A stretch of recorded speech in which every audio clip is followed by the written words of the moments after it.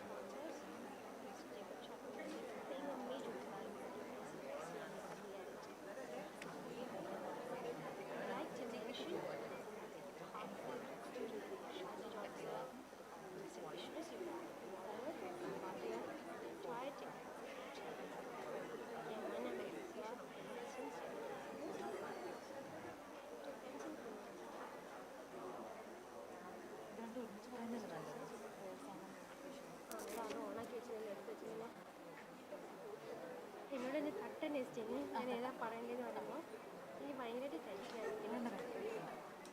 എനിക്ക് മുഖത്തെനിക്ക് ഭയങ്കര കളറായിട്ടൊക്കെ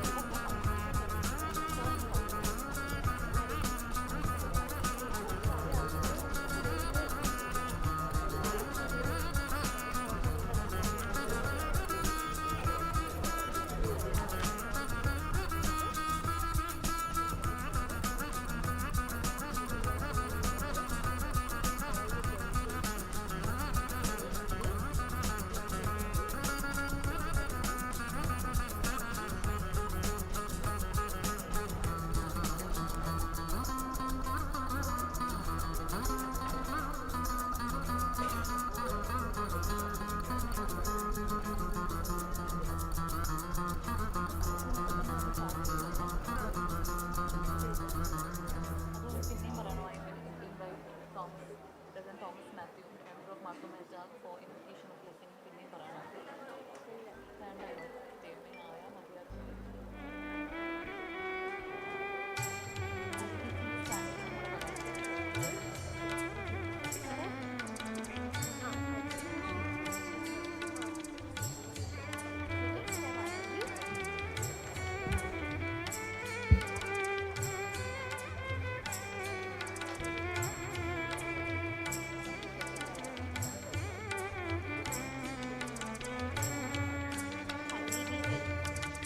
The guests are arriving. Kindly be ready.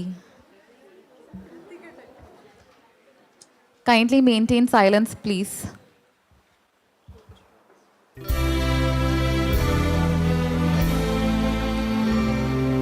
Sri Lanka Mata, Upper Sri Lanka, Namo Namo Namo Namo Mata, Sundara Siri Varini, Surandi Ati Sogamana Lanka, Ranya Ranya Nekamal Palaguru Piri Jaya Bhumiya Ranya, Upper Hatta Sapa Siri Setta Sadhana, Jivana Ye Mata, Pili Kanu Mena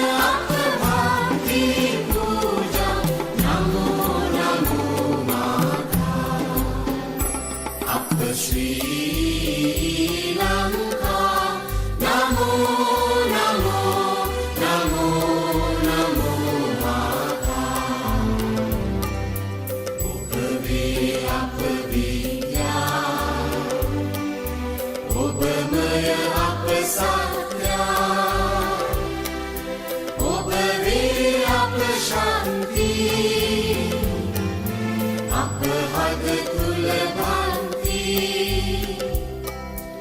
ඔබ අප ආලෝකේ අපගේ අනුප්‍රාණී ඔබ අප ජීවන වේ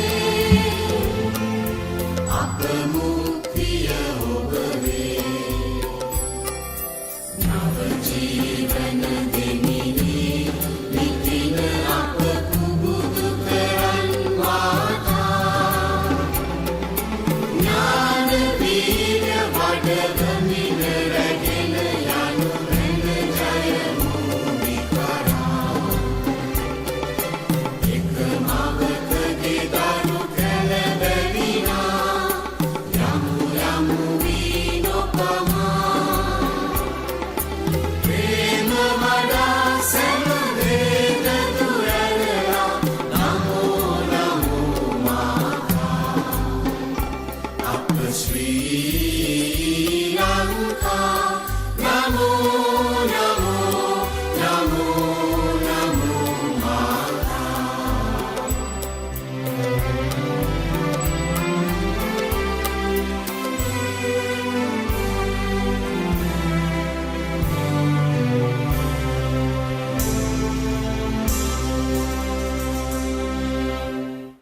Thank you. Kindly be seated.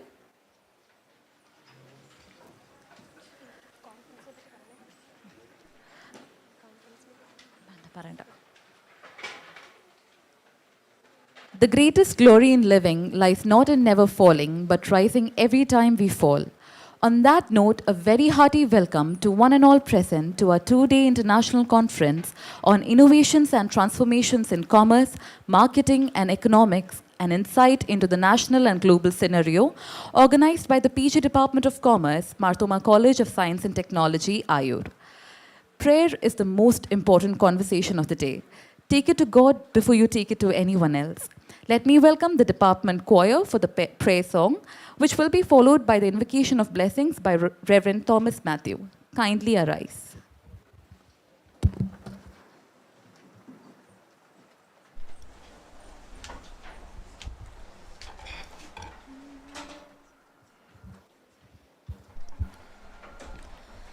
Bless the Lord, oh my soul, oh my soul.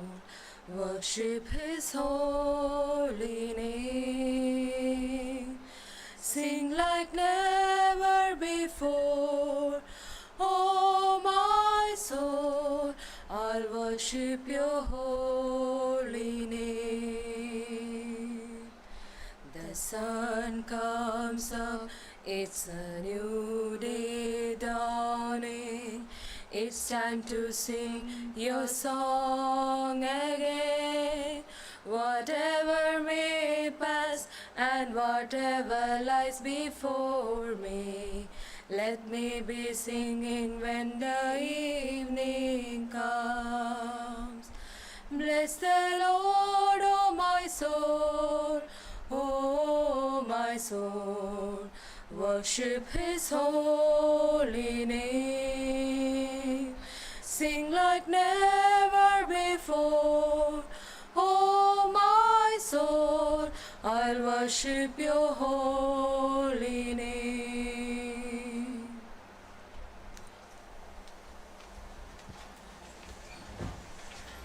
Kindly stand for the invocation of blessings by Reverend Thomas Matthew Achin.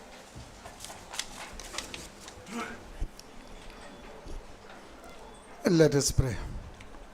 Dear God, we come before You with grateful hearts for the opportunity to gather together at this educational institution and especially for the conference. We ask for Your guidance and wisdom as we seek to learn and grow in our knowledge and understanding. Bless us with open hearts and minds that we may be receptive to new ideas and insights that will help us better serve our students and communities. We pray for the Postgraduate Department of Commerce who organized the 2 days international conference, and also pray for the beloved Tirumeni and all the presenters and speakers, that they may be filled with your spirit and be able to convey their knowledge with clarity and passion. May their words inspire and challenge us to be better educators and leaders. We also lift up all those who have worked behind to make this conference possible. May their efforts be blessed, and may their hard work bear fruit in the lives of those in attendance. Finally, we ask for your continued presence and guidance throughout this conference and beyond. May everything we do and learn be for your glory and the betterment of those we serve. We pray for all the leaders and the participants of this conference. Bless us, Lord. We pray this in the mighty name of our Lord and Savior. Amen. Please be seated. Thank you, Achin. Thank you, Department Choir. Dr. Benson Kunyunya, sir, Head of the Department of Commerce and Convener of ICIT CME 2023, is a stalwart we all look up to. He is the driving force of our department. May I cordially invite Benson, sir, for welcoming the gathering. Sir, please. Dignitaries, on and off the dais, delegates, colleagues, dear students, and everyone joining us online from across the globe, a warm good morning to you all. Commerce is a living discipline, and it stands out from other disciplines. The constantly growing phenomenon of liberalization, privatization, and globalization has an immense impact on the scope of commerce education and also in our day-to-day lives as well. Commerce brings the entire world as a global village. Internet banking, mobile banking, online shopping, e-commerce, e-investment, etc. is spread all over the world. Field of commerce offers plenty of job opportunities such as business executives, HR managers, data analysts, marketing managers, investment advisors, IT-based services, research and development, chartered accountant, cost and management accountant, company secretaryship, etc. Since the starting of the first Institute for Higher Education in Commerce in India in the year 1913, commerce education has turned out to be the most preferred choice among students. The cut-off score for the commerce degree in India goes as high as 100% in top commerce colleges. Even in Kerala, the craze of commerce education seems to be unflattering. The commerce department of our college is the largest department, offering 2 UG and 1 PG program and attracting students even from abroad. The excellent team of experienced senior faculty and vibrant young teachers of our department has been conducting conferences, workshops, invited lectures, and add-on courses on a regular basis. The faculty and students of Commerce Department regularly participates in seminars, workshops, and present, as well as publishes research papers in journals and textbooks of national and international fame. This conference would attempt to facilitate researchers across globe to present their research work, and the discussions at the conference will stimulate an insight into the significant challenges and develop a sustainable society and empowering stakeholders. Let me acknowledge our 380 researchers, academicians, and students who have contributed more than 100 research papers as of today, both online and offline. I would like to take a few minutes to introduce the dignitaries. His Grace, Dr. Joseph Mar Divaniasius Metropolitan has graciously consented to join us and to deliver the keynote address in the inaugural session. His Grace is currently Bishop of Kollam Diocese of Malangara Orthodox Syrian Church.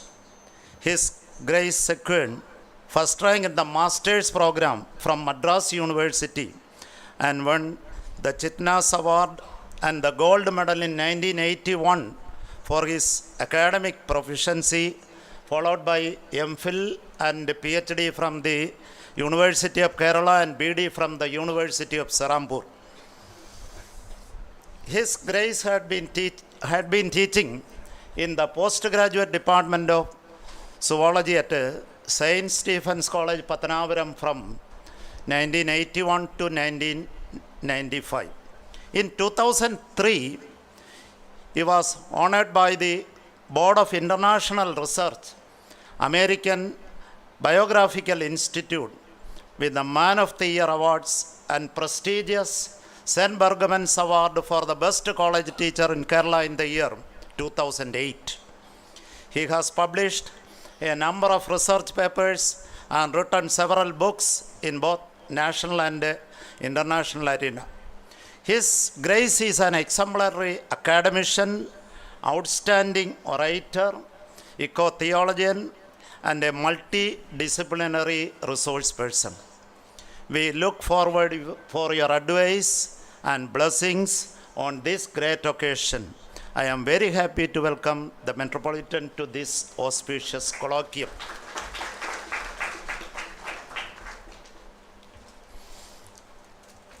Our seminar is a celebration of knowledge. Whenever we think of chief guest for the inaugural session, we prefer people who can be icons, mentors, and role models for the young scholars. It is intended a privilege that Ms. Marin Joseph IPS has accepted our invitation. She is on the way to our college. She has to attend an emergency online meeting with the Chief Minister of Kerala. I am very happy to welcome our principal, Dr. Joseph Mathai, an eminent scholar and an academician with a stunning inspiration. He has been instrumental in ensuring several developments in the Department of Commerce as well as in the college. I extend a hearty welcome to our principal, Joseph Mathai sir. We are delighted with the presence of Dr. K. Daniel Gutti, Secretary of Marthoma Yetark. We are much thankful for your extensive support to this program, and I sincerely welcome you to this conference.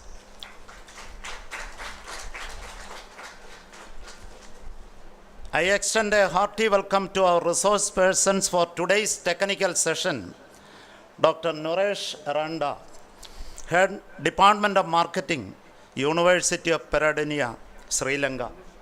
He completed his graduation and post-graduation from Asia Pacific University, Japan, and PhD from the university in Sri Lanka.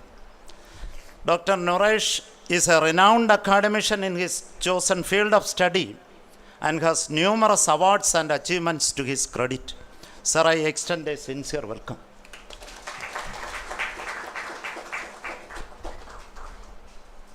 Dr. Chandrasekhar, Senior Professor, Institute of Management in Kerala and Campus Director, University of Kerala. With years of teaching and research experience in the field of management, Dr. Chandrasekhar has traveled across the globe for sharing his expertise and knowledge. Dr. Chandrasekhar is the leading force behind this auspicious conference. We are much grateful to you, sir, for your support. Sir, I confer a heartfelt welcome to you.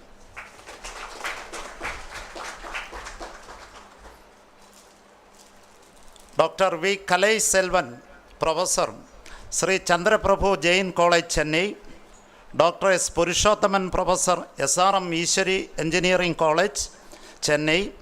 Dr. V. S. Sudarshan, Professor, St. Thomas College, Chennai. Dr. B. Kalai Arasan, Professor, Hindu College, Chennai.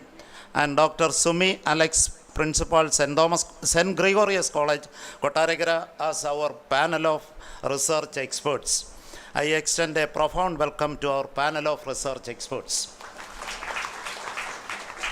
I would also like to welcome Dr. R. Kannan, Professor and Director, Department of Tourism and Hotel Management, Madurai Kamaraj University, and Dr. R. Vasanta Gopal, Professor, Head and Dean, Institute of Management in Kerala, Thiruvananthapuram, as resource persons for tomorrow's technical session. In his absence, I am much obliged to welcome our manager, Right Reverend Dr. Joseph Mar Barnabas Safagran Metropolitan, to our conference. Mr. M. Abraham, Treasurer, Reverend Thomas Matthew, and other managing board members are present here. We are thankful for the ample support received for this program, and I offer a wholehearted welcome. I would like to confer earnest welcome to Dr. Shaji John, Head of the Department of Biotechnology, a passionate academician and the backbone of IQAC of our college.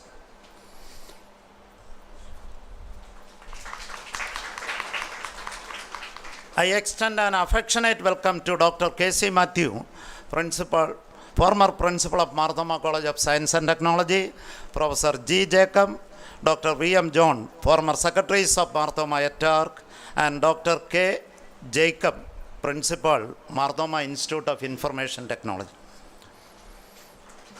Mr. Jacob Chaco, USA, who has served 31 years in United Nations as assistant to 4 Secretaries General, including Kofi Annan, is a member of our group of institutions.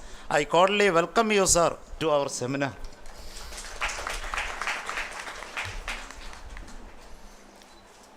We are delighted with the presence of academicians, researchers, and students from various universities and colleges across globe, and it is a glorious moment for us to extend a hearty welcome. I extend a heartfelt welcome to HODs and faculty members of various departments, non-teaching staff, my colleagues, my dear students, and Ms. Linsa Godley offering vote of thanks. Once again, I extend a hearty welcome to one and all present here and everyone joining us through live streaming. Thank you. Thank you, sir. Dr. Joseph Mathai, principal of our college, is a dedicated leader who selflessly works for the upbringing of our college. May I invite Dr. Joseph Mathai, sir, for the presidential address. Sir, please. His Grace, Right Reverend Dr. Joseph Danish Metropolitan, Dr. Naresh Aranda from Sri Lanka, Dr. Chandrasekhar from the Kerala University, Dr. Daniel Gutti, the Secretary of the Marthoma Educational Technical Training and Research Center, which runs this institution, Mr. Benson, who is the architect of this whole process seminar, Dr. K.C. Matthew, former principal, Dr. Jacob, the principal of the sister concern, Marthoma Institute of Information Technology,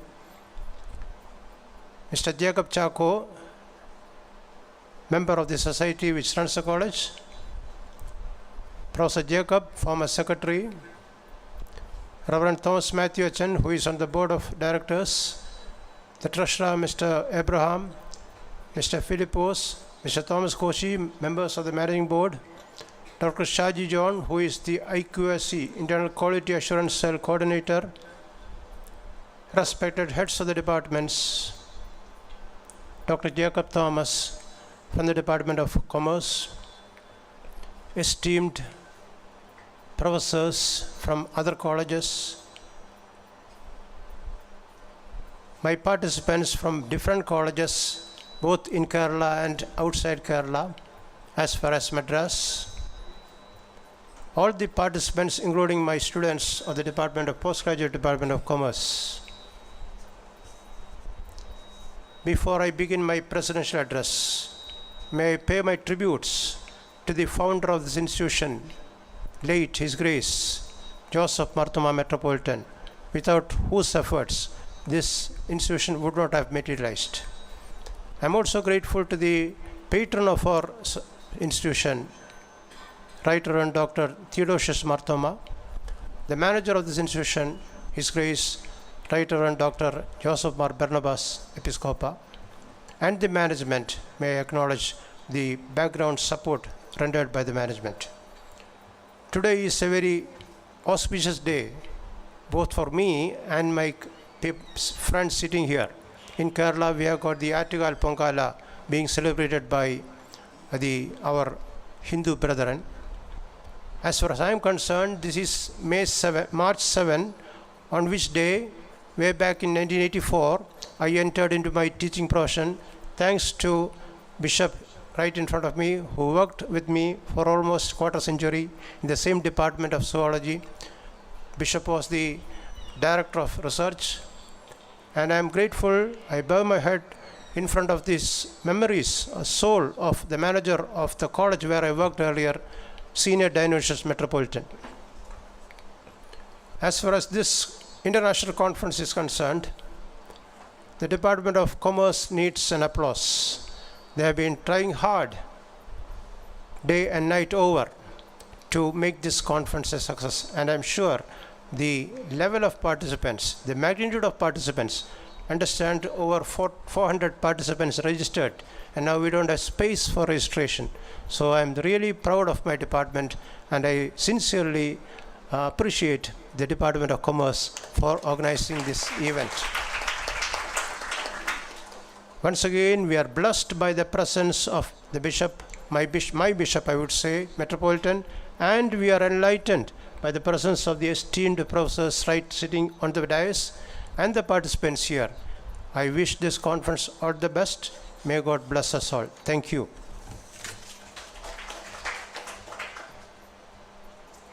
Thank you, sir. His Grace Dr. Joseph Mar Dionysius Metropolitan of Kollam Diocese of Malankara Orthodox Syrian Church is a strong educationist who has always given massive importance for the cause of education, an academician with several awards and recognition backed up in his account. His Grace has outshined in all the endeavors he has stepped into. I most cordially and reverently invite His Grace Dr. Joseph Mar Dionysius Bishop for the keynote address. Sir, please.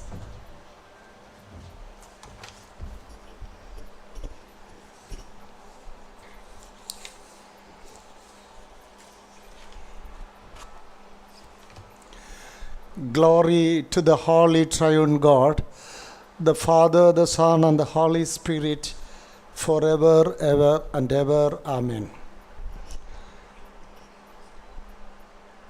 The chief guest to be for this program, Honorable Police Commissioner of Kollam City, our beloved Mrs. Marin Joseph IPS, in her absence, Dr. Joseph Mathai, the respected principal of this esteemed institution, Dr. K. Daniel Kuti, the college management secretary, respected priests sitting here, Dr. B.A. Nuresh Randra, respected professor from Sri Lanka, Dr. K.S. Chandrasekhar, respected professor from Kerala University, Dr. Benson Kunyunj, professor and head of the Department of Commerce, dearly beloved faculty and non-faculty members of this college, affectionate students, guests, participants, ladies and gentlemen, our humble blessings and greetings to all. ഞാൻ എൻ്റെ പ്രസംഗം തുടങ്ങുന്നതിന് മുമ്പ് Joseph Mathai സാറിന് എല്ലാ അഭിനന്ദനങ്ങളും പ്രാർത്ഥനകളും നേരുന്നു. ഏതാണ്ട് 25 വർഷത്തോളം ഞങ്ങൾ ഒരുമിച്ച് ജോലി ചെയ്തവരാണ്.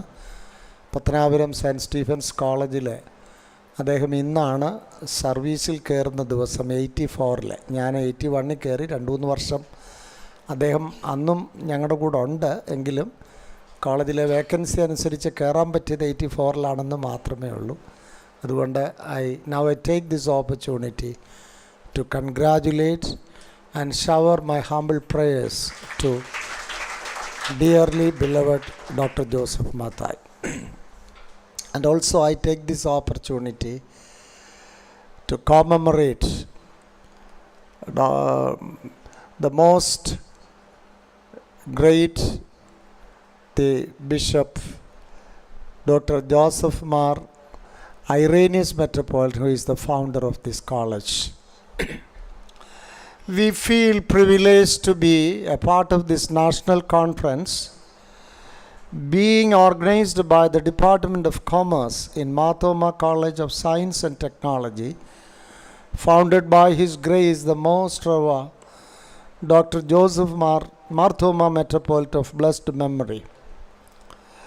To the best of my understanding, right from its inception, the college gives paramount importance to value education, quality education, character formation, and holistic development of the students, and has thus earned recognition for discipline and academic eminence.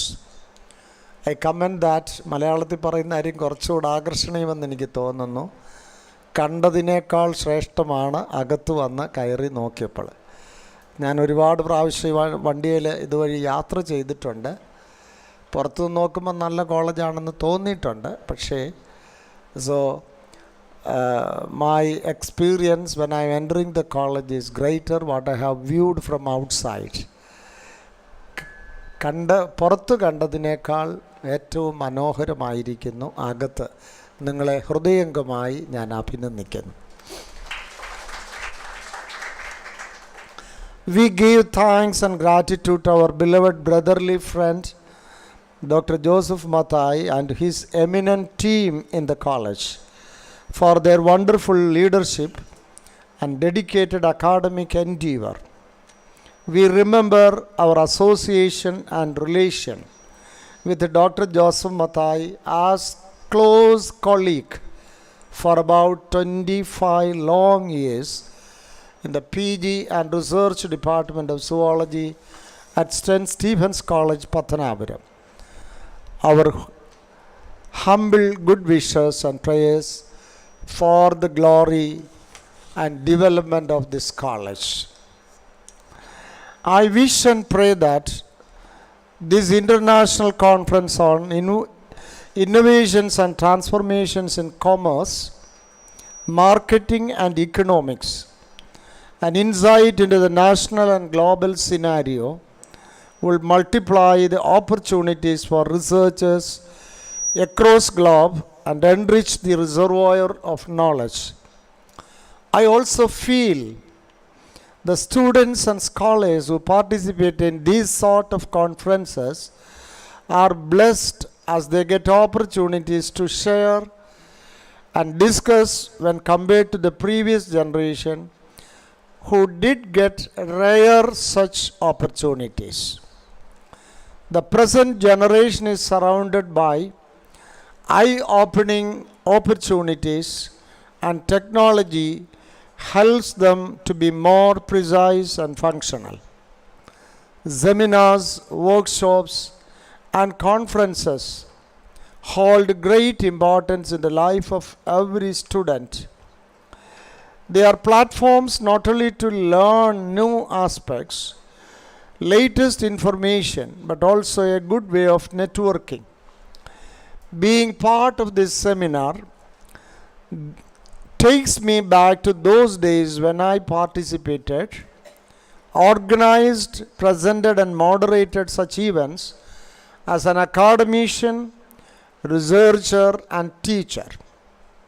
These sorts of events provide us opportunity to get feedback from experts on early versions of our work, getting to know other people in their field, know about the very latest findings in our field before they are even published in journals. improve our presentation and communication skills, visit new places of academic excellence, and to engage in high-level debates and refine our ideas.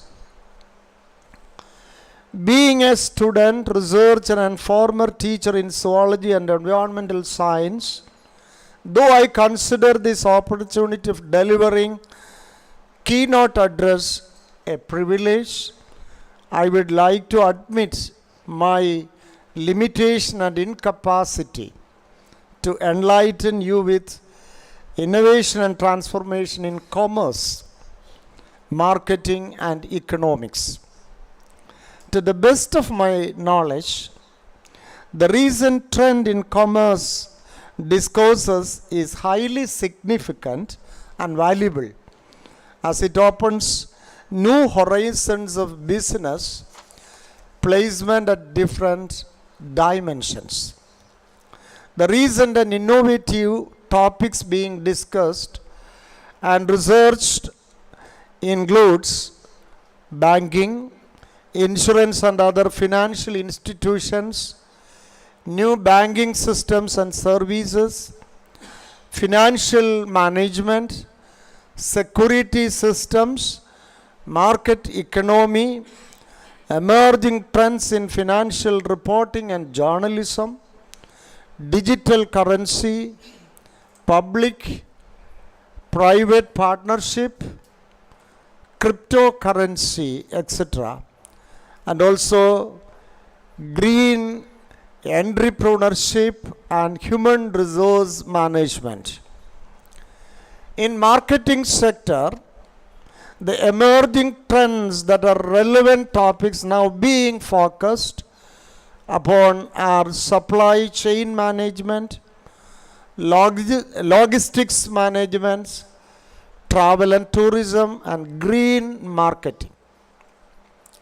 In economics, global and Indian finance, financial inclusion, poverty and rural development, public finance, foreign debt and international trade, gender economics, economic sustainable development, and green economics warrant further discussion and research.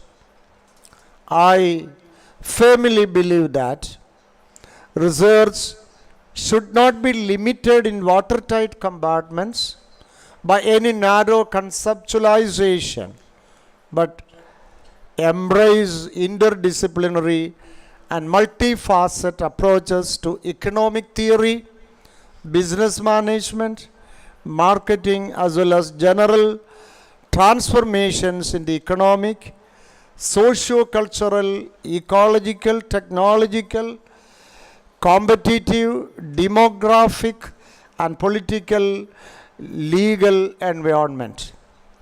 Though we have traveled way ahead, it is high time that we undergo introspection, whether we possess ethics and stick on to the basic values in our journey to progress and development. We used to focus on growth and development as reflected in figures and disregard the way we travel to attaining our economic goals. The 7 deadly sins, according to Mahatma Gandhiji, sound so relevant even in 2023 when we discuss commerce, marketing, and economics. The 7 deadly sins as proposed by our Rashtrapita: wealth without work, pleasure without conscience, knowledge without character,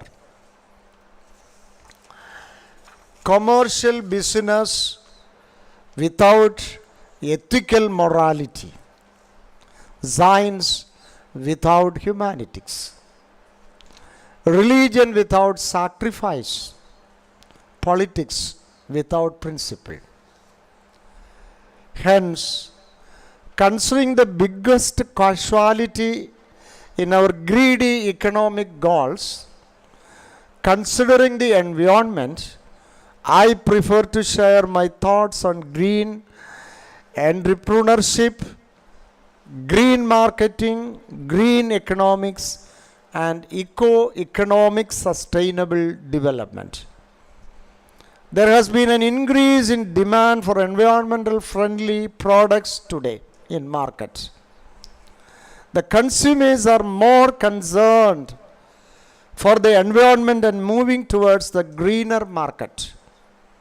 Entrepreneurs today are more cautious and moving towards more socially responsible citizens and have understood their role in sustainable business for a better tomorrow. The concept of green entrepreneurship is at an infant stage right now, but is moving towards the maturity phase day to come. Environmental sustainability and entrepreneurship focus on the production of green goods. There are research studies that are accessible to the public. Sustainable development, developing green markets, and new age entrepreneurship work together. Each is linked to the other. Especially the green market's effect on sustainable development and green entrepreneurship has not yet been explored in depth. Therefore, I hope this conference would address these desirable innovations and transformation with ample importance.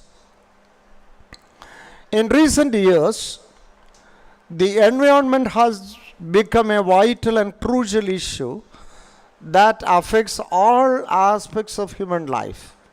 I am basically concerned with environment because we together specialized in environmental biology.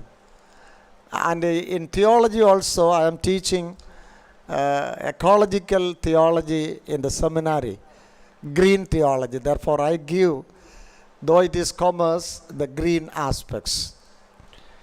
Therefore, issues related to environmental protection have become one of the first priorities in developing countries. In this regard, the need to produce ecological and environmentally friendly products has forced companies to focus more on environmental issues in their business strategies. In the process of the emergence of the green market, business need to pay equal attention to environmental and social purposes in contrast to their economic goals. Many researchers agree on green entrepreneurship as the driving force behind the emergence of new economic growth with the advent of the green market. On the other hand, in order to illustrate the environmental problems created by various industries, the governments, private organizations, and individuals have formulated a wide ranges of policy tools, standards, and instruments to encourage and facilitate business to comply with certain environmental considerations. Increasing consumer awareness of environmental change has led them to change the form of products and services. With the emergence of green market, some new concepts emerged in the field of management, such as the green market, green supply chain management, and waste management. All these measures not only respond to the consumer's need, but also guarantee a clean and green environment.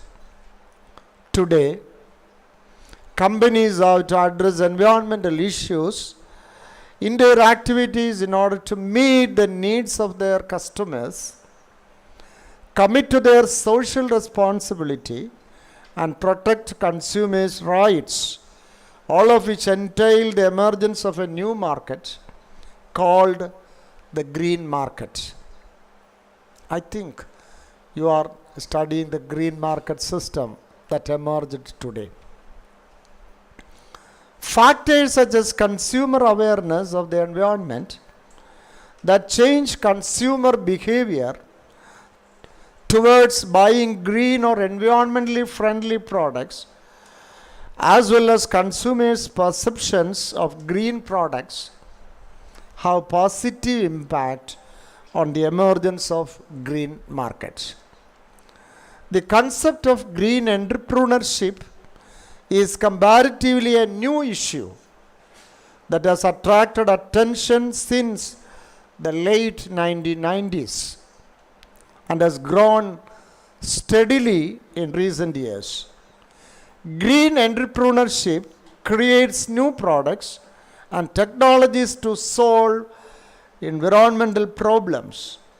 In its initial form, the term green entrepreneurship is derived from the combination of entrepreneurship and environment terms. However, many researchers believe that there is no comprehensive definition for green entrepreneurship. Some others mention equivalents such as environmental entrepreneurs. Green entrepreneurship is a new type of business with commitment to environmental capability. It combines the passionate sense of business with the recognition of sustainability and other principles of the environmental movement, in which compatibility with the environment must be specified and defined in any circumstances.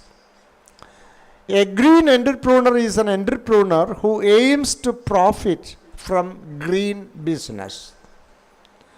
Sustainable development, along with economic growth and human development in a society, is trying to obtain continuous development beyond economic development alone. Sustainable development, an organizing element that sustains non-renewable and limited resources with the aim to preserve them for the next generations.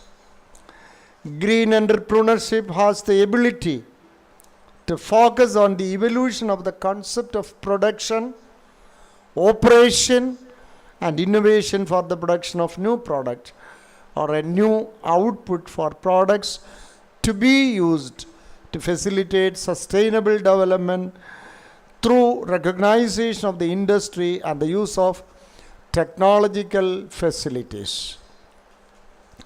As pronounced by UN, it is a pathway towards achieving the 2030 Agenda for Sustainable Development, eradicating poverty while safeguarding the ecological threshold which underpin human health, well-being, and development. These sorts of conferences, especially when hosted by an institution which pay ample importance to values and ethics, like this college, would prompt to investigate the direct effect of consumers on the emergence of the green market, green entrepreneurship, and economic sustainable development. I once again wish and pray for the success of this conference and acknowledge the organizers with gratitude for this wonderful opportunity. I think it is a serious mistake on my part not to mention Dr. Shaji John. I think he's a contemporary researcher. When I was doing my research work in the Kerala University, he is also our person from Patanapuram. I am a member of Patanapuram Tabor. They are a member. Therefore, as a young boy, I know Dr. Shaji John. I think he is the IKC coordinator and head of the, and I think he is the leading figure behind this conference. I congratulate my friend Shaji also. Thank you very much for this wonderful opportunity given to me. May God bless you and your institution, and also I pray for the success of this conference. Thank you very much. Thank you, His Grace. If you light a lamp for someone else, you light the path for yourself too. To mark the auspicious commencement of our two-day international conference, I invite His Grace and all the dignitaries on the stage for lighting the lamp.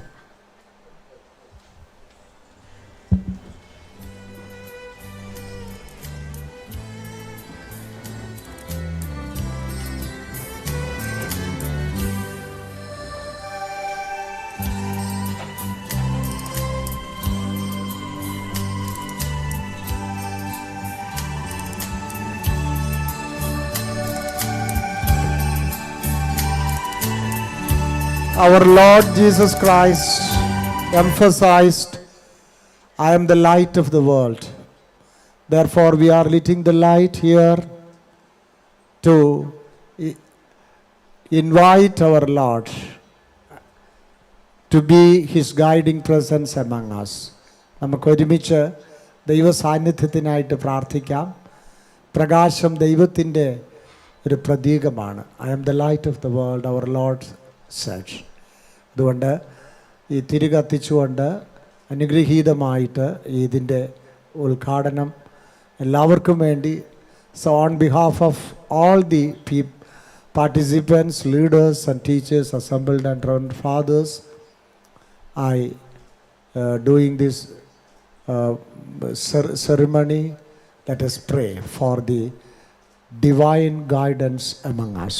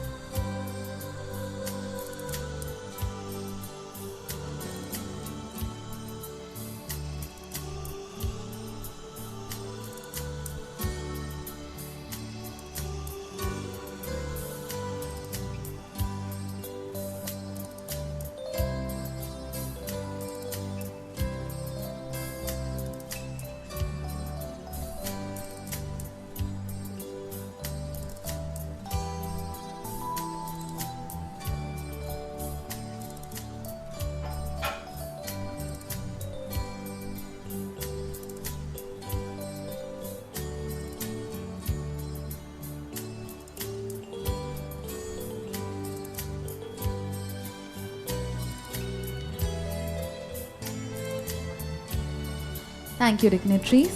Please be seated. May I now invite Dr. K. Daniel Kuti, sir, Secretary, Marthoma Etak, for the felicitation address. Sir, please.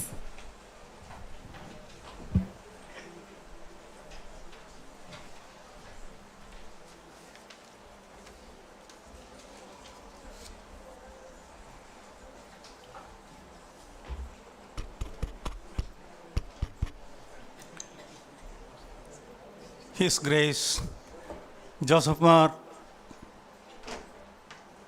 Metropolitan Trimeni, distinguished guests of today, from the management side, we are very happy to see that the Commerce Department of Marthoma College is organizing an international seminar. From the management side, we extend all wishes for the success of the seminar. Especially, we felicitate and welcome all the delegates from outside Kerala, from outside India, and from different colleges and sister institutions. We extend a warm welcome to you. let the coming 2 days may be a successful day, maybe successful days in your life for the achievement, for the academic achievement. We wish all success for the seminar. Thank you. Thank you, sir. I cordially invite Dr. B.A. Nuresh Uranda, sir, Senior Lecturer, Grade 2, Head and Professor, Department of Marketing Management, University of Peradeniya, Sri Lanka, for the felicitation address. Sir, please. Ayubowan everyone. Namaste, Vanakkam. Okay, so greetings from Sri Lanka. So I came all the way from Sri Lanka yesterday, actually 2 o'clock in the night, and even at 2 o'clock, Dr. Anil took me to this place. So I experienced the incredible India yesterday, right? Even during these few hours which I stayed. So I'm really delighted and grateful to be with you. Now, respected Bishop, actually I have planned to leave tomorrow, but now I feel I should have stayed more. Even my father, he was coming, he has been to Kerala for 4 times, and he was telling me, you will feel it's like your motherland when you come here. Exactly, I feel the same thing, because the hospitality that you have been extended from the college, I must tell, it's not only college actually. When I even go to the hotel and stay there, even the person who was helping me, I felt it's exactly like Sri Lanka. I can't, identify a difference between these two, your state and between my country. So I became very close to you. Hope to, see you in the future as well. And particularly, I wish all the very best for the conference, for this 2-day international conference. And I hope we will have a very productive day. And we'll meet after this session for a lecture for about 1 hour. So thank you very much once again. So it's great to be here. Thank you so much. Thank you, sir. May I invite Dr. Chandrasekhar, Senior Professor and Campus Director, Institute of Management in Kerala, University of Kerala, Thiruvananthapuram, for felicitation speech. Sir, please. His Grace Dr. Joseph Mar Metropolitan, Principal Dr. Joseph Mathai, the architect of this conference, Dr. Benson Kunjungunya, Dr. Jacob Thomas, Dr. Daniel Kuti, my friend Dr. Nuresh Uranda, Dr. Shaji John, Ms. Linsa Godley, the distinguished management committee members, head of the departments, research scholars and students. When this particular seminar was being planned, I still remember Dr. Benson Kunjugunju has been behind me, talking to me for nearly 3 to 4 months. We started at least 4 months back. Because of my hurry, my work, I might sometime forget, but Dr. Benson will come online. He knows what time I can be caught. So exactly by night 9 o'clock he calls me. And then he will ask me what is the status. Let me know what is the thing. Then I said, yeah, we will definitely do it. And we will conduct it at an appropriate time. And luckily, it has panned out that it has to be held in a day when your principal had to join the academic service. It is something great. And another thing is that a person like Dr. Nuresh Uranda, a professor who has done extremely well in the area of marketing management in the country of Sri Lanka, and a person who is known elsewhere also. A person who has continuously been interacting with international people, coordinating with people, conducting programs, workshops, and a person who has been now very serious about the changing economic scenario in Sri Lanka. A person who has been advising. And we got such a person to come in and speak to us, and I'm extremely happy that you have accepted the invitation, sir. And one thing, only one point I would like to say. One point before I conclude is that, there is one story about a boat as such. A multi-millionaire in US who was living near a lake had a boat. So he called the painter and asked him to paint the boat. He said, I am going out of station. So anyway, you take this money which is due to you. I was handed over to him and he left. After a week he came back. I am talking long back. At that time there was no mobile phone, nothing of that sort. He came back. As soon as he entered the home, his wife was there, and he asked, he has only one son. He's a multi-millionaire, he asked, where is he? He said, no, he has taken the boat and he has gone into the lake. He was horrified and he ran. Along with him, all the other people ran with him. And they went to see. But this person very slowly brought the boat back into the lakeside and got down. He said, nothing happened to you? He went near the boat. He looked at various other places. Immediately he took a car, went to the painter. What was the job? He went to the painter, gave him huge amount of money. He said, sir, I have done my job. No, you have done a perfect job. What is a perfect job? The job was that particular boat, in certain portions, there were holes. And the painter's job is just to paint. But what that painter did, he not only painted, he looked at, a boat has to be taken to the lake. So he looked at the holes, he ensured that the holes are closed, and then he painted.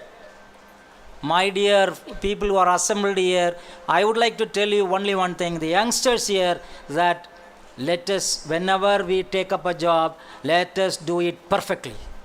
And let us keep that in mind, and let us do everything perfectly, so that we will end up being a perfect individual to the requirements of our society, so that we can teach the next generation what is perfect, which is needed. And I wish the program all success. Thank you very much. Thank you, sir. May I now invite Dr. Shajujant, sir, Head of the Department of Biotechnology, IQAC Coordinator, for felicitation address. Sir, please. Most respected dignitaries on and off the dais, respected teachers, colleagues, research scholars, delegates. First of all, let me congratulate the Department of Commerce for conducting this an amazing program under the leadership of Dr. Benson Kunyun, sir. And also on behalf of Internal Quality Assurance Cell, I wish all the best for the program. Thank you. And one more thing, it's for me it's a very personal thing.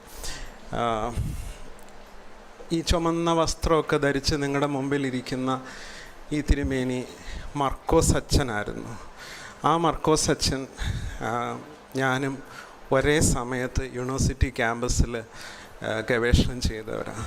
ആ കുപ്പായമൊക്കെ ഇട്ടുകൊണ്ടേ ഈ എൻവയോൺമെൻ്റലിസ്റ്റായിട്ട് ഓടി നടന്ന് ഞങ്ങളുടെ ക്യാമ്പസിലെ മെസ്സിൻ്റെ secretary ഒക്കെ ആയിട്ടിരുന്ന ഒരാളാണ് നിങ്ങളുടെ മുമ്പിലിരിക്കുന്നത്. ഗവേഷണം എന്ന് പറയുന്നത് എൻ്റെ പ്രിയപ്പെട്ട മർക്കോസ് അച്ഛൻ്റെ രക്തത്തിലുള്ളതാണ്. So I am very happy that അച്ഛൻ തിരുമേനി is presiding. And one more thing, I am very happy that mister Jacob Chacko is sitting in front of you, and he was the chief of staff of UN, and he was personal assistant to Dr. Kofi Annan, and you can make use of his vision and his entrepreneurship. He's a well-traveled person sitting. I think the delegates during the tea time may talk to him and have a good chat with him. Thank you. Thank you, sir. And now invite respected Principal Dr. Joseph Mathai, sir, to present memento as a token of our appreciation to our chief guest, His Grace Dr. Joseph Mardianesius, Metropolitan.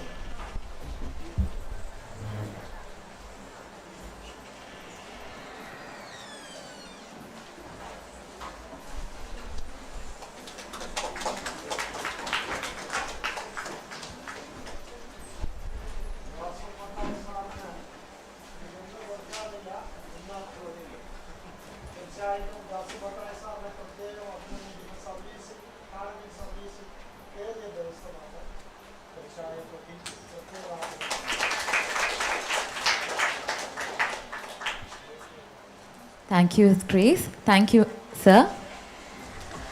I now invite Ms. Lensa Godley, Conference Coordinator, Assistant Professor of Teacher Department of Commerce, for delivering the vote of thanks. Ma'am, please. Distinguished guests on and off the dais, invited guests, delegates from far and near, heads of other departments, my dear colleagues and students, good morning. I am actually thrilled to be standing here today. ICIT CME had been our dream, and my heart is swelling up with gratitude and joy as I witness in front of my eyes the fruition of our aspiration and hard work over the past few months. I'm extremely humbled to be given the opportunity of delivering the vote of thanks today, and it's an honor to have you all here with us. We are blessed today by the presence of His Grace, Dr. Joseph Mar Dionysius Metropolitan, an eminent academician and an efficacious leader who have enriched us with words of wisdom that have enlightened our minds. Respected Tirumeni, on behalf of the whole team of ICIT CME and the college and my own personal behalf, it's my privilege to express our limitless indebtedness to you for accepting our invitation and gracing the conference with your presence amidst all your busy schedule. Thank you. A decisive and resilient civil services officer, Ms. Marin Joseph IPS has always been as inspiration to the young and old alike. In ma'am's absence, on behalf of the whole team of ICIT CME and the college and my own personal behalf, I express our deepest gratitude to ma'am for accepting our invitation. Words fail to express our thanks to our dear principal, Dr. Joseph Mathai sir, for his constant support, encouragement, and guidance. Sir has been involved in all matters concerning the conference, and thank you for your valuable help during various stages. Dr. B.A. Nuresh Aranda, Senior Faculty, Department of Marketing Management, University of Paradina, Sri Lanka, and Dr. K.S. Chandrasekhar, Senior Professor and Campus Director of University of Kerala, graciously accepted our invitation to be the resource person for today's session and is here with us to share their expertise and knowledge. We are much obliged to you, sirs. And sir, you're very welcome to extend your say. We'll be very happy also. At this juncture, I'd also like to express our deepest gratitude to Dr. R. Kannan, Professor of Madurai Kamaraj University, and Dr. R. Vasanta Gopal, Professor and Head, IMK of University of Kerala. They are the resource persons for tomorrow. Also, heartfelt gratitude to Dr. V. Kalai Selvam, Dr. S. Purushothaman, Mr. V. S. Sudarshan, and Dr. B. Kalai Arison, who are coming from Chennai, and Dr. Sumi Alex, Principal of St. Gregorius College, Kottarakara, who have agreed to be the panel of research experts during this conference.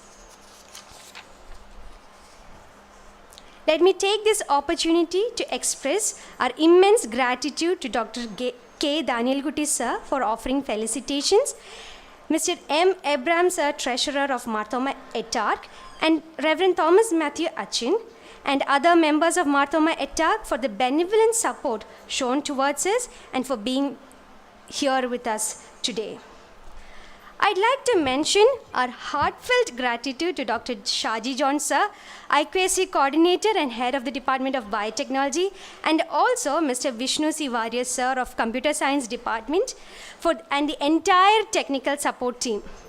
Shaji sir, you became one among us and worked sincerely for the success of the conference. Thank you.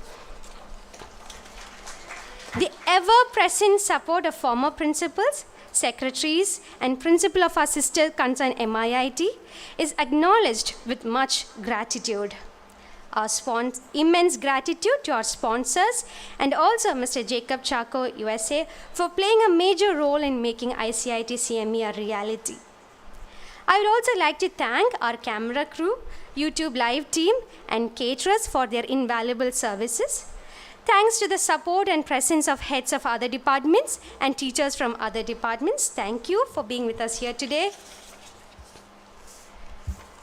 I would also like to make an appreciation to DRBCC Hindu College, Chennai, Christ deemed to be University, Bangalore, Kumaraguru Arts and Science College, Coimbatore, St. Gitt's College of Applied Sciences, Kottayam, and Research College of MS University, Tamil Nadu for their support towards this conference. Let me mention our heartfelt gratitude to all the delegates who have come from different places to attend the seminar, and everyone joining us through the live streaming, and everyone who have contributed their research papers. This wouldn't have been possible without you. Let me also thank, I was actually thinking of keeping the family for the last, Dr. Benson Kunyunya sir, head of the Department of the Commerce. And let me borrow our principal's words, Chief Architect of ICIT CME 2023, Dr. Jacob Thomas sir and Dr. S. Joy sir, senior professors of the department. Thank you for your wholehearted love, support, and relentless enthusiasm. Thank you for paving the way for us through your deeds and words and being the best examples for us to look up to.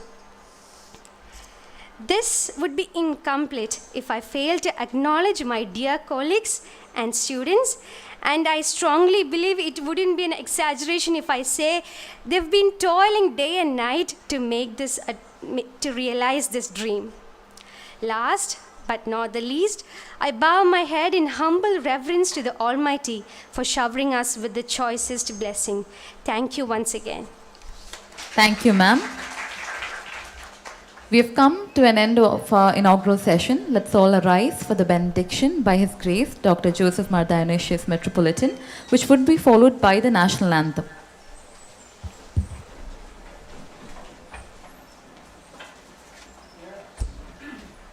Let the love of the Father, the God, the grace of our Lord, the Son, and the divine guidance of the Holy Spirit among us in the college and also in the conference.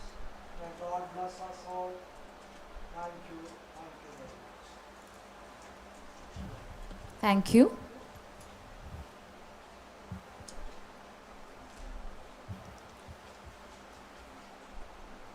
जनगण मन अधिनायक जय हे भारत भाग्य विधाता पंजाब सिंध गुजरात मराठा द्राविड उत्कल बंगा विंध्य हिमाचल यमुना गंगा उच्चल जलधि तरंगा तव शुभ नामे जागे तव शुभ आशीष मांगे गाहे तव जय गाथा जन गण मंगलदायक जय हे भारत भाग्य विधाता जय हे जय हे जय हे जय जय जय जय हे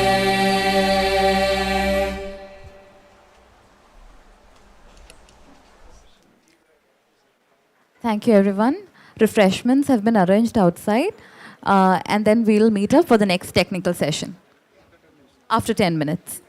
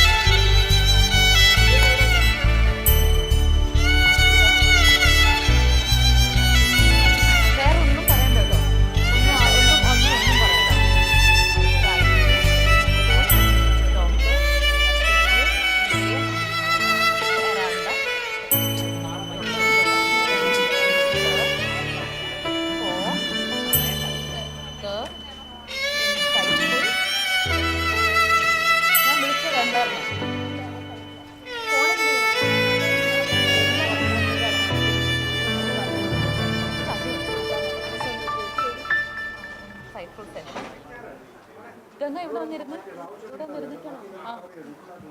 Insightful session. I thank Dr. Jacob Thomas, sir, chairperson, for this session, for his support.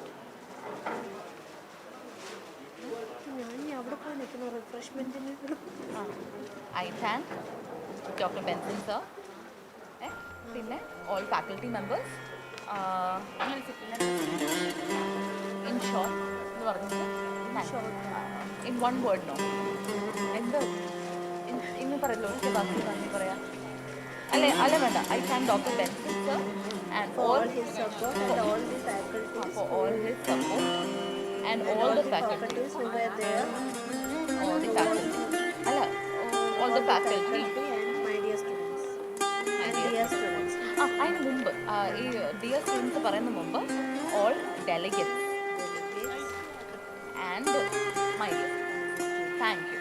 Respected Jacob, I express my sincere gratitude. Respected എന്ന് പറഞ്ഞു തുടങ്ങുന്നുണ്ടായിരുന്നു. പെട്ടെന്ന് ഞാൻ വെൽക്കം ചെയ്യുമ്പോഴാണ് ഉള്ള എല്ലാം ചെയ്യുന്നത്. Respected sir തുടങ്ങുമ്പോഴായി express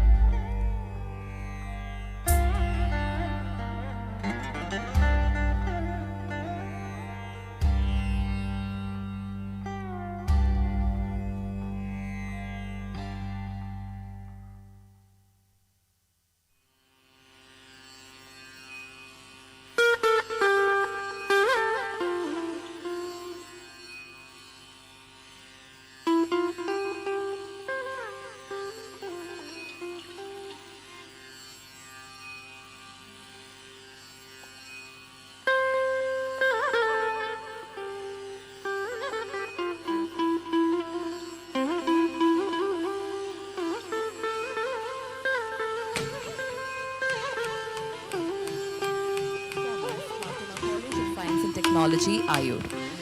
Prayer is the most important conversation of the day. Take it to God before you take it to anyone else.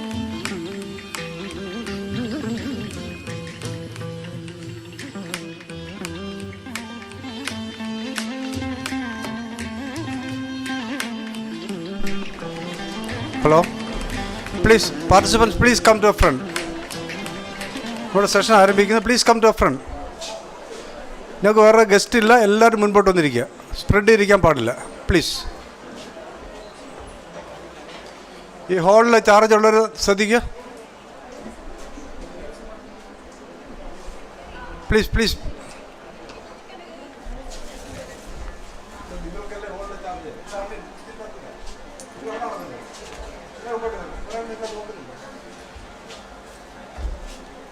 ഈ ഹാളിൽ ചാർജുള്ള ഒരു പെട്ടെന്ന് ക്രമീകരിച്ച്.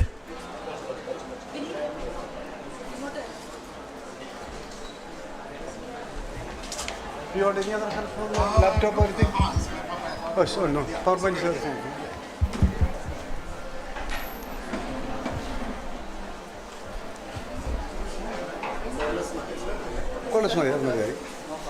Please please come to front. മുൻപോട്ട് വന്നിരിക്കുക, മുൻപോട്ട് വന്നിരിക്കുക.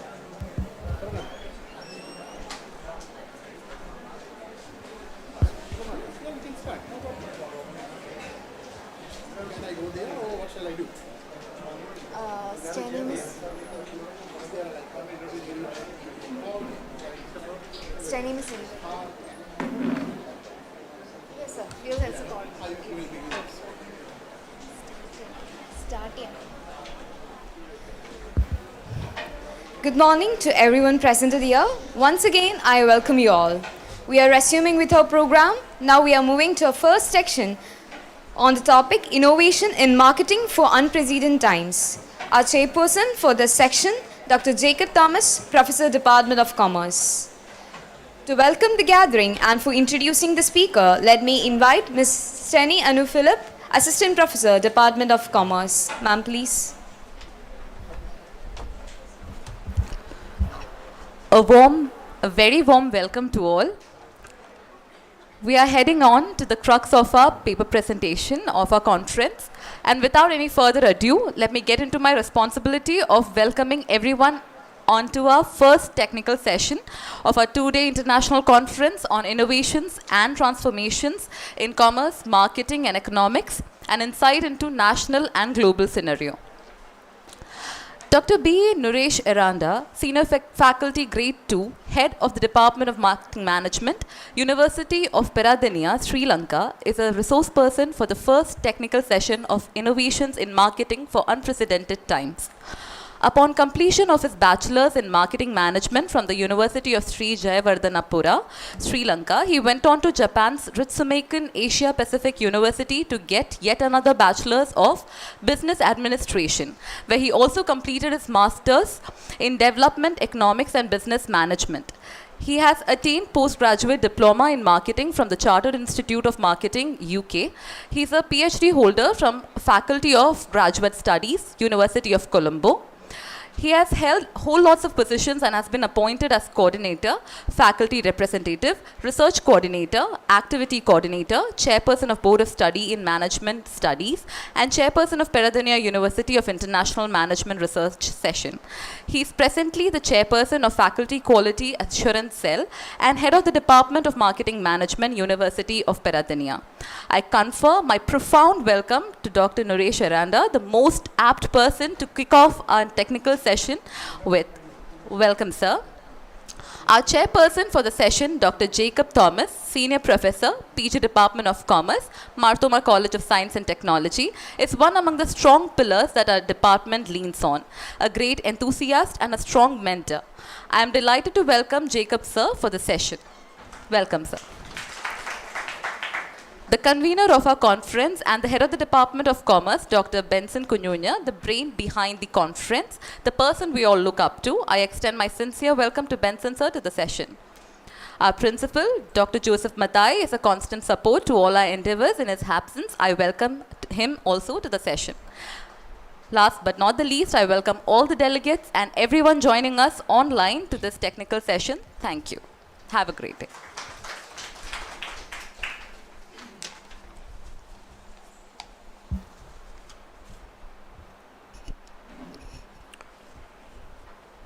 The resource person of this session, Dr. B. Naresh Aranda from Sri Lanka, our former principal, respected Dr. K.C. Matthew, Professor Dr. S. Joy, my dear faculty members, dear participants. Now we are entered in the first session, technical session of our international seminar. And this topic of this session is innovations in marketing for unprecedented times is on there. You know that in the present global scenario, innovation plays a vital role in the industry to sustain in the market. Innovation means to renew or change. It generally refers to the creation of better or more effective products, process, technologies or ideas that affects the market, the government and finally the society. The companies fails to adopt the new concept, maybe they will lose their customers and their market share. Therefore, to survive in the market, they have to focus what is desirable to the users, the desirability. What is viable in the marketplace, the viability, and what is possible with the technology, the possibilities and technological advancements. Therefore, organizations generally follow ended and internal impetus as a source of innovation. Marketing innovations are aimed at better addressing customers' needs, opening up of new markets with the objective of increase the future sales. Growing international competition, entry of multinationals, innovations become a more vital for all the companies across the world. The COVID-19 pandemic, one of the most unprecedented forces of nature, has changed the way we do business and essentially the way in which we have to live and we have to carry on our activities. Unprecedented means without previous instance or never before known or experienced. In the thick of the pandemic, most brands were quite confused about their business activities, their marketing campaign, etc. Most people were apprehensive, scared, and uncertain about their future. They think to start a new role of marketing. Industries such as telecommunication, banking, agriculture, education, etc. have been redefined by technology to simply value delivery, reduce cost, expand reach, and increase our efficiency. Therefore, this technical session led by Dr. B.A. Naresh Aranda can give a deep insight into the topic Innovations in Marketing for Unprecedented Times. You have the opportunity to clarify your doubts related to the topic and also to participate in the discussion at the end of this technical session. I wish all success. Now I cordially invite Dr. Naresh for to lead the session. Please come, sir.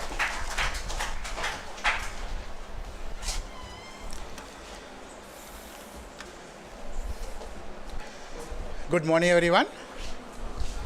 The principal, Marthoma College of Science and Technology, all the distinguished academic staff members. Okay, thanks. Yeah. Okay, right.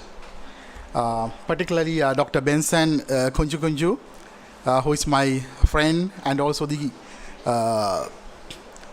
I don't know why you are smiling, whether my, pronunciations may be wrong, right? Okay, he's the convener of the session. I think you have done a hard work.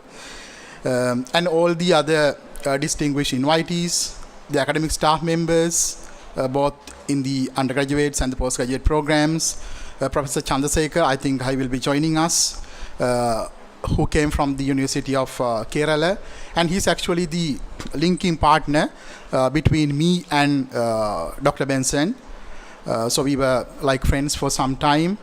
And the most important stakeholder of the today's session, dear students.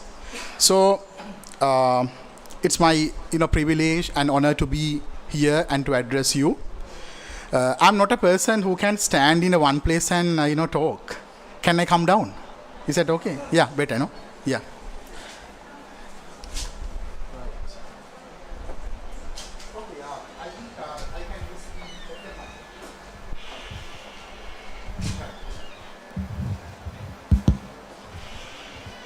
Okay, the topic given to me in the today's speech, hope I can manage here. Yeah, it's okay. How to do marketing in an unprecedented time. And then I thought of, a little bit taking it further and narrowing it down. You can see the narrow topic within that major topic. It's like you are selecting marketing within the management discipline, right? Okay, the topic I'm going to talk about is entrepreneurial marketing for innovations and the transformations. We'll talk about entrepreneurial marketing. So it's basically about a part of marketing where in countries like us, especially after the pandemic, which is growing right now, and also I believe as students here, if you do a survey, most of you would like to work as a marketing manager or maybe a analyst, business analyst, IT manager for someone else, right? So that may be the answer of the majority of you. How many of you are thinking of starting a business? Can you raise the hand? How many of you are thinking of starting a business at the moment with your business management degree or with your postgraduate? Very good. This is the situation. Even in Sri Lanka, even when I address my undergraduates, postgraduates, only one or two would like to give the jobs for others. You like to work for others, no? Right? Majorities like to work for others. But I think we have respect the people who are willing to create employment opportunities. If not, there are no places to work. Right? So I think now you have one of the richest person in the world, we see, from India, Mr. Adani, right? If Mr. Adani is not there, how many job opportunities are not available for India? Right? The founder of Amul, Anand Milk Union Limited from Gujarat, who is he? Dr. Kurian. If he is not there, right, with due respect to him, I think so many, not only, his company was started, even all the milk processing companies initiated and imitated his approach, right? Where the milk is collected from the others. And now we are enjoying the milk early morning, each and every house. But if you go back to 1940s, 30s, my country is worse, right? If you come to India, we didn't have that kind of a milk supply chain management system, where his entrepreneurial capacity, competency came forward and created that system for India. Now we are enjoying, and after his Amul company started, I think now so many others were flourishing. Now even the government has started some other milk processing companies. So you see the importance of entrepreneurs for a country. So it can change the socio-economic landscape of a country. So we have so much of evidence for that, especially from your country. And particularly I'm going to refer to so many examples from our country where we can have a good discussion on that, how these entrepreneurial marketers are becoming innovative, how they are addressing and how they become very much agile when you are taking forward your business strategies and particularly marketing strategies. So that's the focus of my speech, right? Okay, I hope this will work. Right, okay. So let's, a little bit have an idea of entrepreneurial marketing. Now we are learning marketing in the classroom. What are the main marketing theories and the concepts, tools that we are learning? I hope you have completed the marketing management module, right? What are the main theories that you have learned? Yes, I guess here in this audience also, girls is a majority, right? Even in Sri Lanka, in my classes also, the situation is same, right? So this trend is happening, okay? So I hope, if a girl can provide a good answer, because they are the one mostly getting good GPAs in the classroom, isn't it? Sir, what's your experience? So in my case, actually, most of the first classes are mostly occupied by the ladies. This is happening. In our staff, in my department, we have 7 staff. Fortunately or unfortunately, out of the 7, 6 are female. Only myself is there as the male. This is the trend. You see, what happened to the academia is this. Right? Here also, I think it's happening now. But when you take into the people maybe 50s and 60s, at that time, it was the other way. Right? The reason is girls are good at securing the GPA. Right? I think you have to fight with them, right, to get into that. Okay, so let me go ahead. Okay, anyone, what are the marketing theories, conventional marketing theories that you will learn in the classroom? Any one theory, one idea, one concept? Yes? From this side? Any volunteer? Yes? Some marketing concepts? Very basic ones? 4 Ps, STP, strategic marketing. There are so many, right? Now the thing is, can we apply? Now, we have been learning these things from books like Philip Kotler. Are you following Philip Kotler's book? Here, when you are teaching marketing, you are following. That's our, guru in marketing. But now the issue is this. Can we apply these concepts like 4 Ps, segmentation, targeting, positioning, exactly to what's happening around us? Is it possible? Sometimes we have redefined these theories, isn't it? Theories like product, right, pricing and all that have to be redefined in a way to fit into the local context, no? That's what really important, right? So when it comes to entrepreneurial marketing, now what we can see, the conventional marketing theories that we are learning are not exactly fitting to what we are experiencing right now, especially after the pandemic. We have redefined most of the things. The way that products are developed, we have redefined, right? Because of the technological changes and all that, right? Globalization and all that. We are moving towards that kind of a transformation and a transition, right? So that's where this entrepreneurial marketing is coming. So it's a combination of 2 things, entrepreneurship plus marketing. What is entrepreneurship? You may have completed that module also. Entrepreneurship. What is it? No one is answering my questions. Now I have to point out some people. Can I do that? No. No. Okay. What is entrepreneurship? Any volunteer? Entrepreneurship means what? Is it starting a business? Just like, a small, tea boutique? Is that entrepreneurship? No, it's not entrepreneurship. What is entrepreneurship?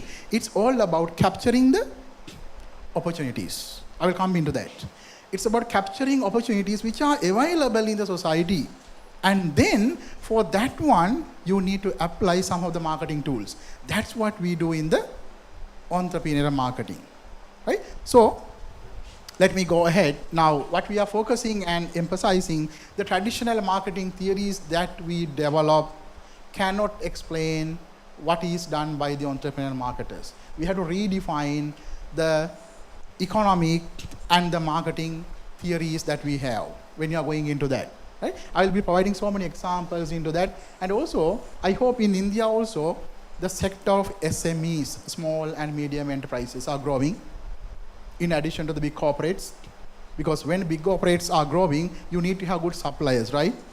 Subcontractors, and that's where SME sector is very important. So when these SME sectors and micro enterprises are increasing, you need to learn how marketing discipline has to be changed, especially during this unprecedented time that we are experiencing. Now, and also we can see when the large corporates are moving forward, they also need this innovation-driven thinking into their organizations. Traditional organization structures that you are learning, functional structure, have you learned under principles of management? Metric structure, are these things available in the corporates? Mostly no. Right? What we can see now, a hybrid structure, no? Conventional one available, some other new hub type of organization structure is available where the new insights are coming into the marketplace. Right? And also, that's why I told we have to go for a redefinition of what we learn in the classroom. And that can be done only by using practical examples and case studies. Let me start with the very first case study, where one of the Sri Lankan who lost his job as a pilot. This guy called Samin Mohammed, he was a pilot by profession. Pilots, what is their role, right? He lost his job because of the pandemic. Flights are not moving, right? He was working for one of the Vietnamese airways, and he lost the job. He has to come back to country. And he was depending on his father's and mother's money, as most of us are doing still now. Mother and father is giving the money early morning to uni. Even after becoming a pilot, he was searching and going behind the money, asking, "Mother, can you give me 100 rupees for my expenses today?" Then he thought, after becoming a pilot, what the point of staying at home? What he did? Immediately, he collaborated with his friends and he started a very small scale, a kind of a moving tea boutique. It's a kind of a mobile tea boutique. Right? Can you see the name? Chai Wala, Colombo.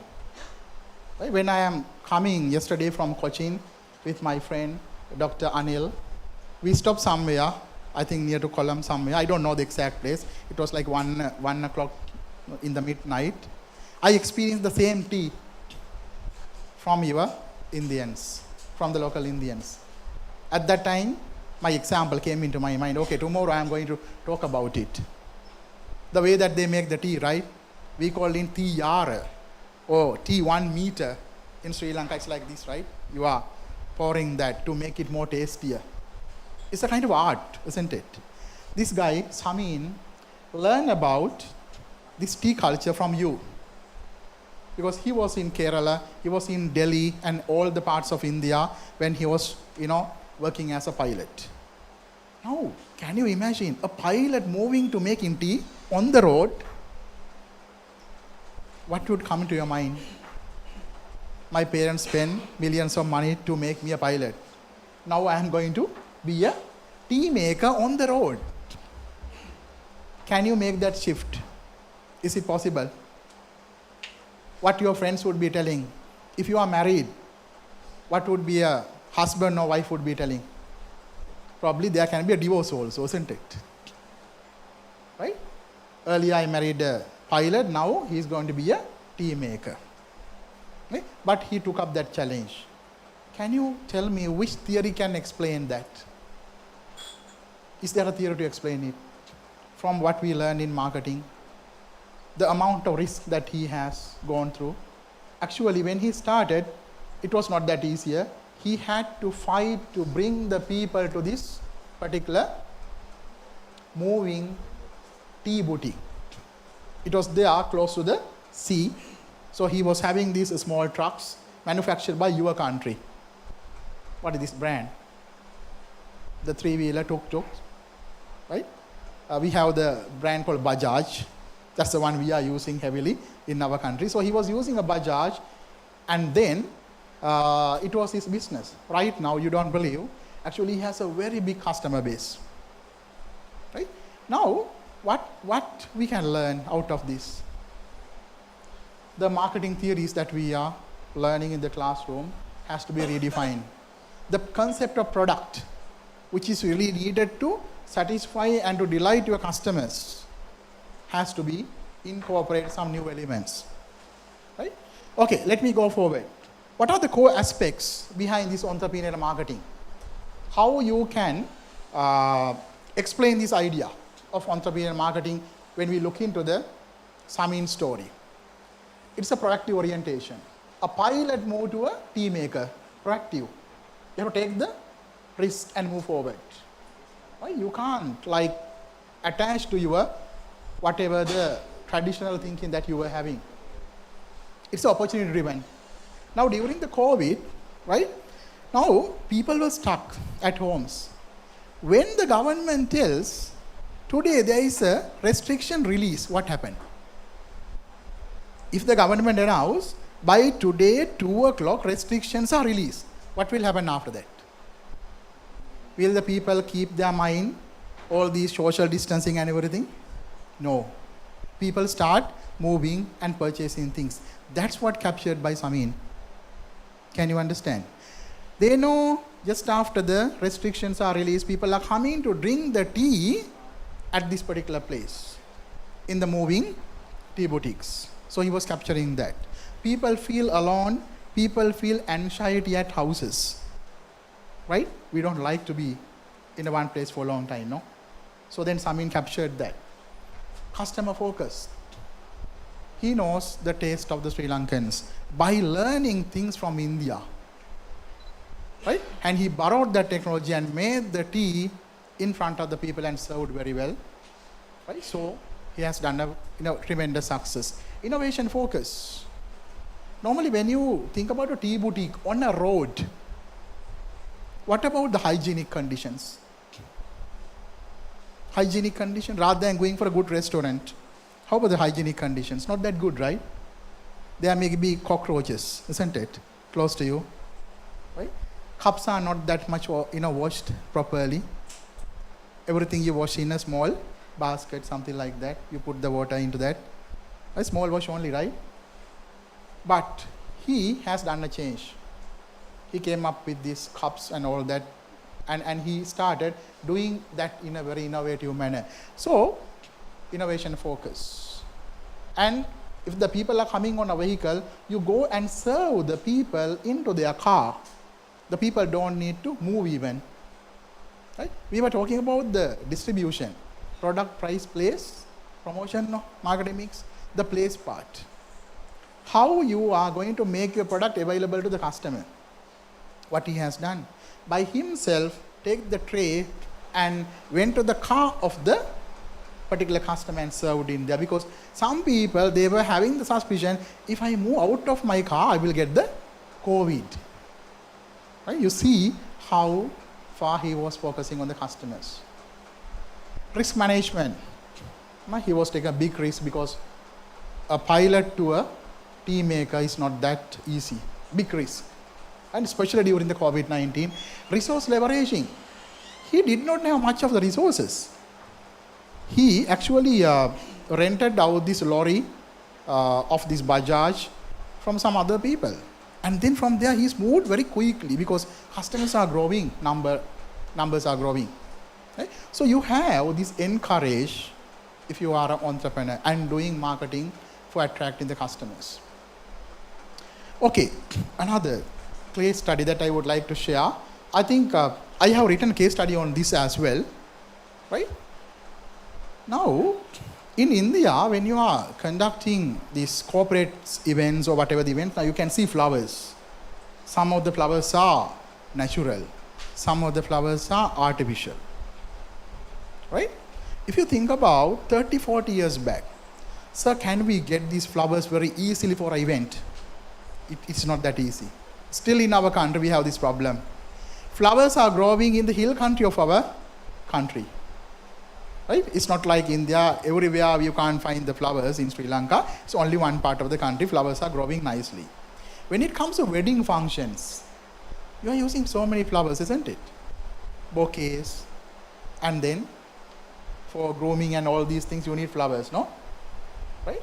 So now it's like actually you and me, this guy called Lasantha Malavige. When he was in the 3rd year, in a medical school, medical student, MBBS student, he has gone to weddings, right?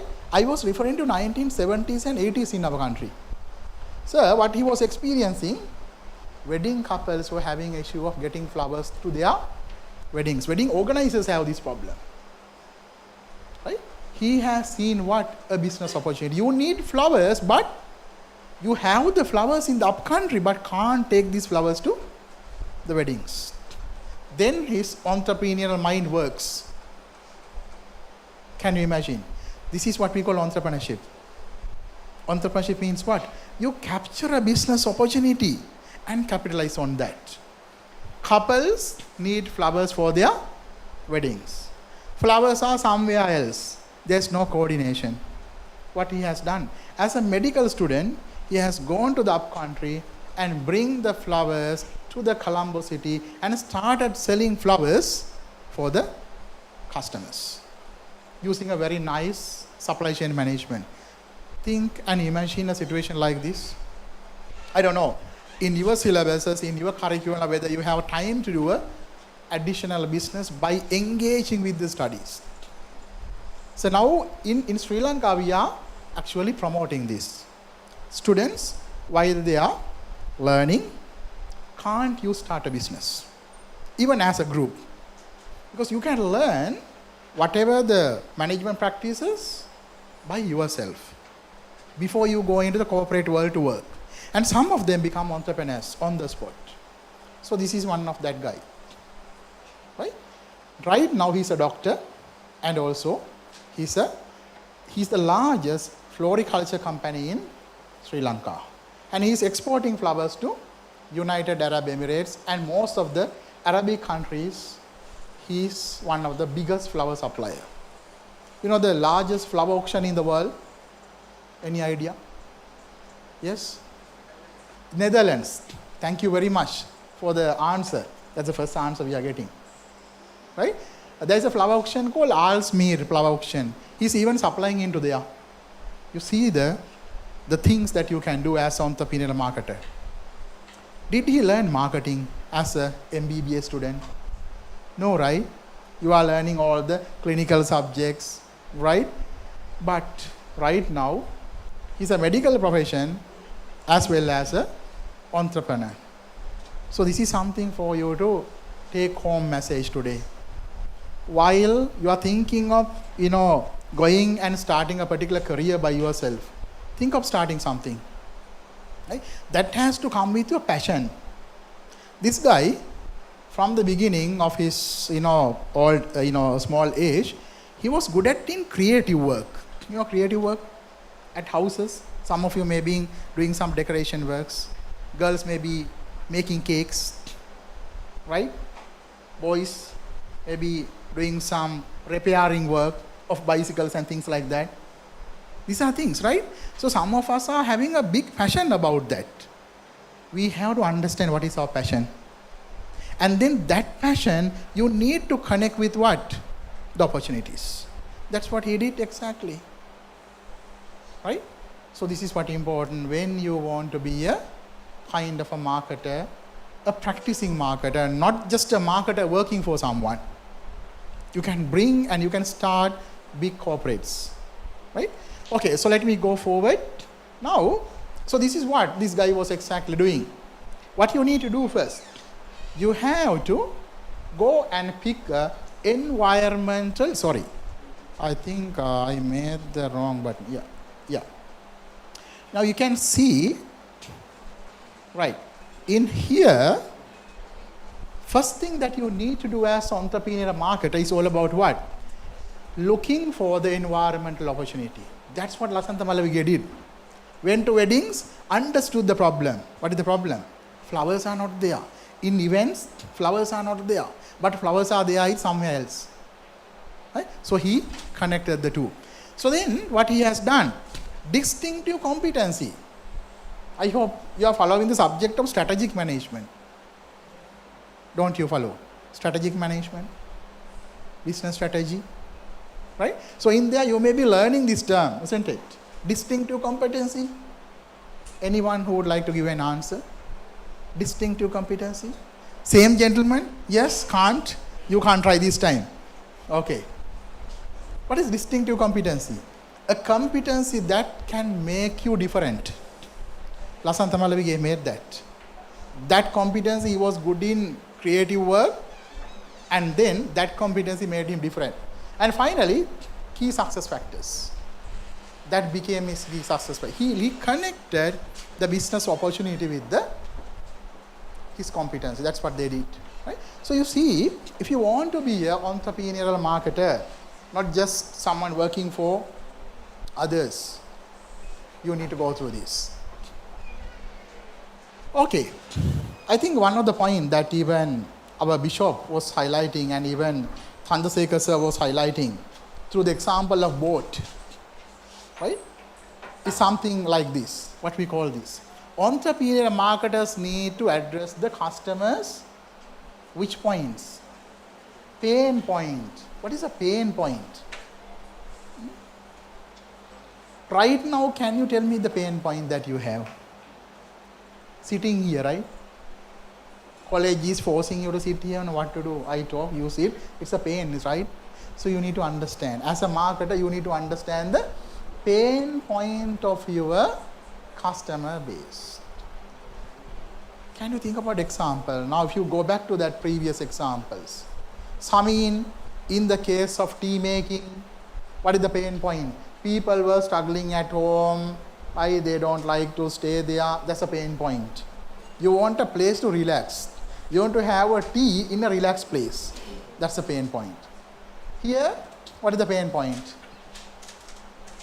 Wedding couples do not have the access to flowers. That's a pain point. So, as marketers, as entrepreneurial marketers, you have to understand this. What is the pain point that your customers are experiencing?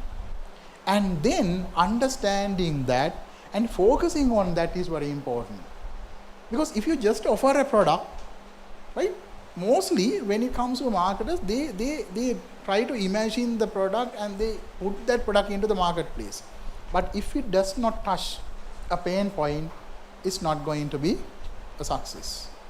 You know, this is you know, you remember there was a very nice mobile phone called BlackBerry. BlackBerry phones, was it popular in Sri Lanka? So India. BlackBerry phones, which was available before Apple. The one was used by the business executives. How that phone looks like? Anyone who remember? Yes, that had a big, yes, keyboard, right? And through that keyboard, it's like, Word document you can type down. Can you see that today? If someone is keeping that, people will crack the jokes. Ayur, still you are in that technology. Right? So you see the pain point of keeping a what? A phone with a kind of a big keypad or keyboard. So Apple identified that. Who was the founder? Steve Jobs. He recognized it. When the people even not imagine a phone with or phone without buttons, he introduced that. By understanding people have a pain point of using what? Keyboard. So people were increasingly moving towards, the touch phones. You see, if you really want to make a success in the marketplace, you need to connect your product with what? A pain point customers are experiencing. Then only you can have a success. Otherwise, your products will not be, fast moving. Okay? So this is what actually entrepreneurial marketers have to do. Right? So marketers should offer their offerings as a solution to these pain points. This is what exactly the marketers have to do today, especially the entrepreneurial marketers. Right? Okay. I want to tell a very nice, example here. You can see the body size of these ladies. Right? India also, probably you may have this target market. I hope you can see the screen. Sorry about this side. Right? Can you see them? Yes. Their body size is bigger, right? Right now, the issue is this. If you have a big body size, what will happen when you are going to choose the clothes? In our country, this is happening actually. I don't know in here. You find it very difficult to find a cloth for you. Why? Majority is with the average, And when you go to the average market, so many colors, so many sizes, so many varieties, fashions are there. But for these people, is there something like that? Do you have a big variety? No. This girl, actually, there was an entrepreneur called Dahanayaka. She was actually a lady. She identified this issue. She was very fat. The person who started this business was very fat.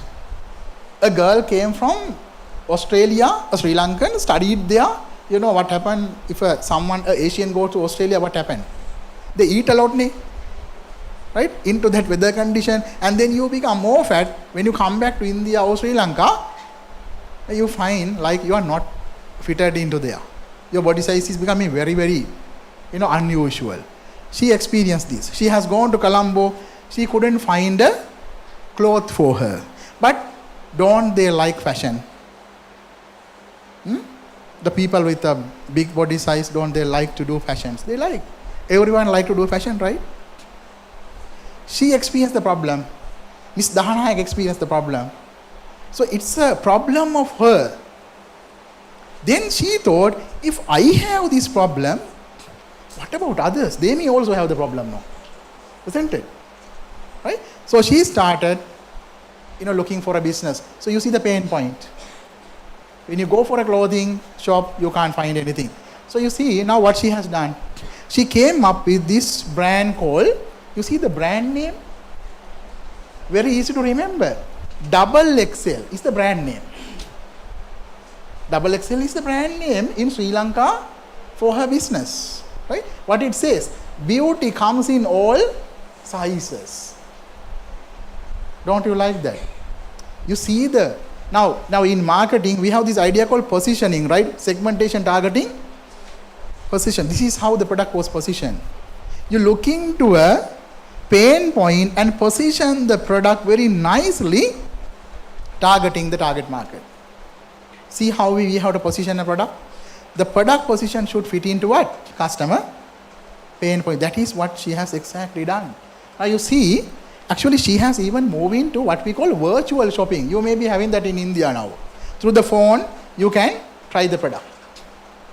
Right? She was telling in the very beginning when she just started the business, it was very interesting.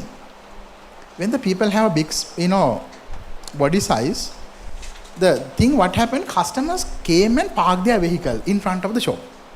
But customers are not coming inside. Why? Why customers are not coming inside to your shop? Because they are thinking, my body size is bigger now.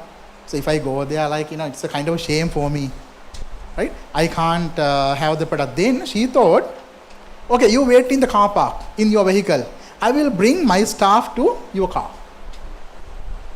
see the products and the distribution strategy, how you manage your staff members. In marketing, like we are talking about these 7 P's, right? Extended marketing mix. What are the 3 elements? Extended marketing mix. People, process, physical evidence. Did Philip Kotler thought something else to Indians? No, right? Same, right? People, process and physical evidence. So she has managing these 3 components very nicely. You see, as an entrepreneurial marketer, as an innovative marketer, you have to come up with your own innovative strategy. Right? So this is what interesting. Now, this company is growing very nicely and customers are very much engaged with the brand. Why? This is what we call a niche strategy, niche marketing. You may have learned. Right? So in niche marketing, you can be very close to your customer base. So entrepreneurial marketers can do this very nicely rather than the big companies. Big companies can't do this. Why? Your customer base is huge, mass market. Think about Coca-Cola, Pepsi, which is very famous in India. You are doing mass marketing, but you start a company here at Column or in a local destination, you can really fit your product to the local market. So then the customer engagement is very much higher. This is what XCA is exactly doing. Big fashion companies, they can't do because their market is very big mass. So this is why what I was telling, as a business management student, you can think of starting a small business by yourself, which can create a huge conglomerate in the future. Right? Okay, let me go to next. How can you understand the customer pain points? Is that easy to understand the customer pain points? The example of Double XL and this flower company that we talk, the tea company that we talk, is it easy to understand the customer's pain points? Can you just give a survey, like a questionnaire? If I just distribute a questionnaire, can you tell me your pain points? Will the people tell? You are conducting a lot of quantitative studies. Research methodology learning, right? 2 methodologies. What are the 2? This, broadly speaking, quantitative and qualitative, right?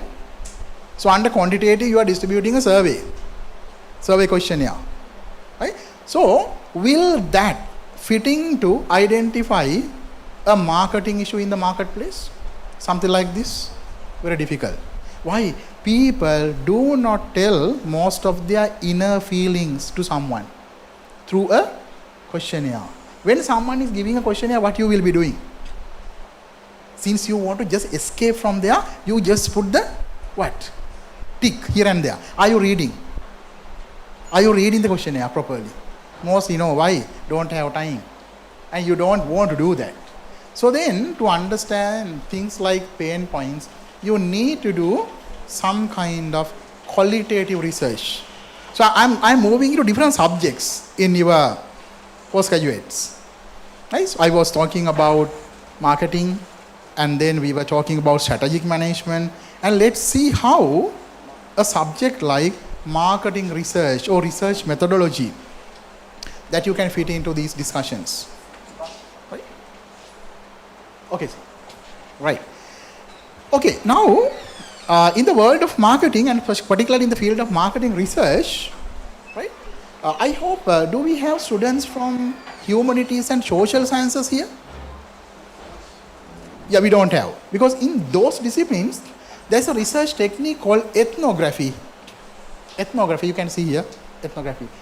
Here what happens, if you want to study your marketplace, you don't just distribute a questionnaire, you go and be close to your customer. You go and spend the time with them. Then only they will tell you what are their problems, issues are. You are not distributing a questionnaire. You become a part of that community. Can you understand? Right? So then you can see some ladies who were observing what's happened in a kitchen in a Sri Lankan house. This is the way that they are cooking.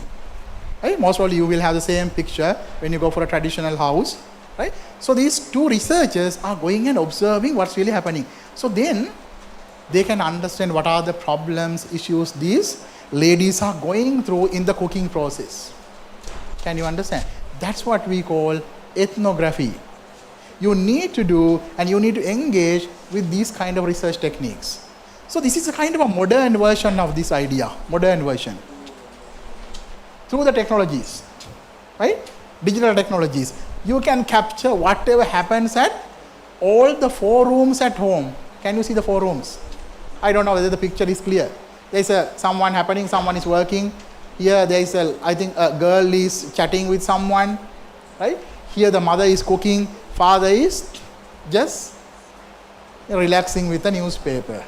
Mostly the 7 o'clock picture at the Indian house, isn't it?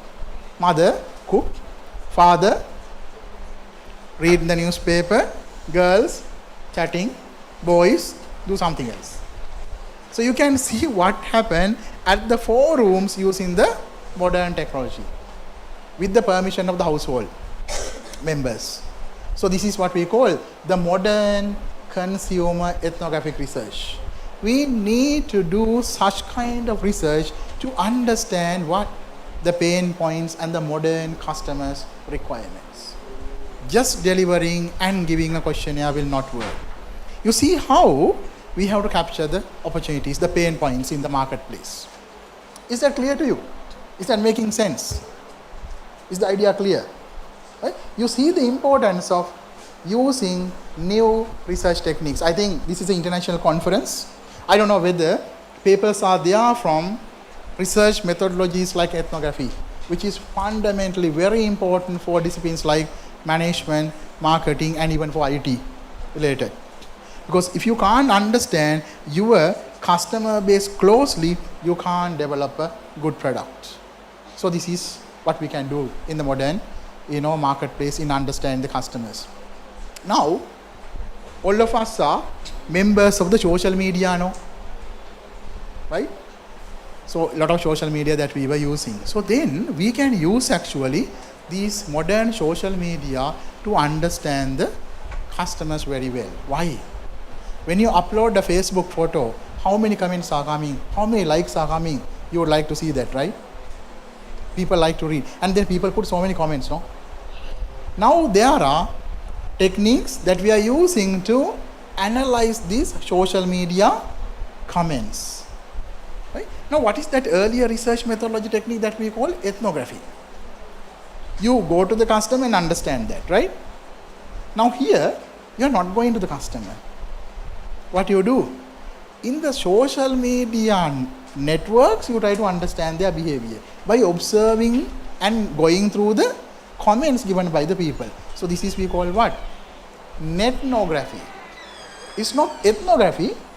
You do the ethnographic research in the internet. We call it ethnography. So there are a lot of research is being done. These are new research techniques which are very, very important for marketing and for management to understand how your stakeholders' feelings are. Right? So because of the time, I can't talk about more on the ethnography. You can just type it down in the Google and see what it's all about. Right? Okay. Now I will come back to this idea of innovation. Right? Now when you are doing the innovation, what these 2 pictures are telling is very important. You can see a kind of a cartoon who is struggling with the machines. This is a very mechanistic approach where individually you are trying to push your system. But here you can see a nice stream or a natural environment. Now in a natural environment, what happens? Things are very nicely connected to each other. The water connected with the tree connected with the animals are connected with the sunshine. Things are connected there. Can you understand? So when you do an innovation, what's really important? You need to see the things like the things are very much connected to each other. So this is what we call innovation ecosystem. Innovation is ecosystem. Right? When Dr. Kurian in your country invented the brand called Amul, he understood this. He understood the pulse of the local people where they need milk to drink in the early morning to avoid the malnutrition at that time. Right? And he understood the other stakeholder community, the farmers, who were having a lot of milk, but they were struggling to provide this milk on time to the customers. Milk was spoiled. Right? Entrepreneurs were there to collect that. You see, the people were working dispersely. But if you want to do an innovation, a brand like Amul has bring these things connected to each other. This is what we call innovation ecosystem. You need to do this if you want to be successful as a brand, as an innovation that you want to do. Okay, right? So this is another case study I really want to share with you. I think in India, you are wearing, saris in the most of the, occasions. Right? Are you using this sari type called or the material called handloom? Is there a handloom saris available in India? What is handloom? Now, what is this material? Is silk? This is silk, mostly silk, right? Isn't it? Or it's a synthetic material. Synthetic mostly. Right? But there is a material called handloom saris, where the technology is very primitive. Can you see what this lady is doing here? Are you available? It's available in India, sir. This one. Right? Now, actually there's a huge demand all over the world for these products. Why? This is called handloom products. This is a rural workshop in Sri Lanka is happening. Now, in the world, there's a huge demand for products made out of hand. These are handmade saris. Right? What about the price of those saris? When you go to Cochin, a premium, fashion store, they may be selling this. Price of a sari can be very, very expensive. Can you charge that price for a synthetic material? Can't. Why is that? There is a story behind that sari. Right? One lady may be, putting her efforts and make that sari by herself. Now there's a story that you want to share. Right? So you can see there's a company called in Sri Lanka, the company name called Celine. That's a company name. You can see their logo. It's a lady, standing, and that lady is connected to some roots. That's the brand name. That's a logo. Right? What it says, a lady has to be connected to the society through many means if you want to be successful. There's a big meaning behind this logo. Right? So then, what it says, now these are the two entrepreneurs actually. This old lady, she's the one who started this company, and this girl, the daughter, bring this brand to the global level. This girl worked for United Nations for 3 years. Right? Then, after that actually, during the COVID-19 time, she had to come back to Sri Lanka. Now you can see someone who has worked for UN, when you come to Sri Lanka, you feel very, how can I tell? You feel very alone. You feel not empowered. You are living in a rural village with the mother. Mother is making what? Saris. To whom? To the local Sri Lankans. See her knowledge, and what she has done, this girl, she has talked to the organization called, you can see the name, World Fair Trade Organization. Very famous, international organization who is going on this ethical trading. She talked to them, and she got the what we call, there's a guarantee that they are giving. So they got the guarantee, the fair trade guarantee, by talking to them and showing their products. Thereafter, she started publicizing or marketing their products through Instagram, through Facebook. Right? What can happen from the Western countries, from the other countries in the world, from the Middle East, especially from countries like Japan? A lot of Sri Lankans were living. There's a huge order came in suddenly. She couldn't even imagine that amount of orders came in. Why it happened? You use your innovativeness, you have gone forward and use the modern technology to, market your product. Where mother was struggling to sell the product at home. Right? You see, when you think your business has an ecosystem, what is ecosystem? Things are connected. Right? Not independently working, you can achieve big success. That's what she has done during this COVID-19 time. You see the innovativeness. And here, this is another innovation done by the same young girl. She's in your same age, 24, 25 years of old.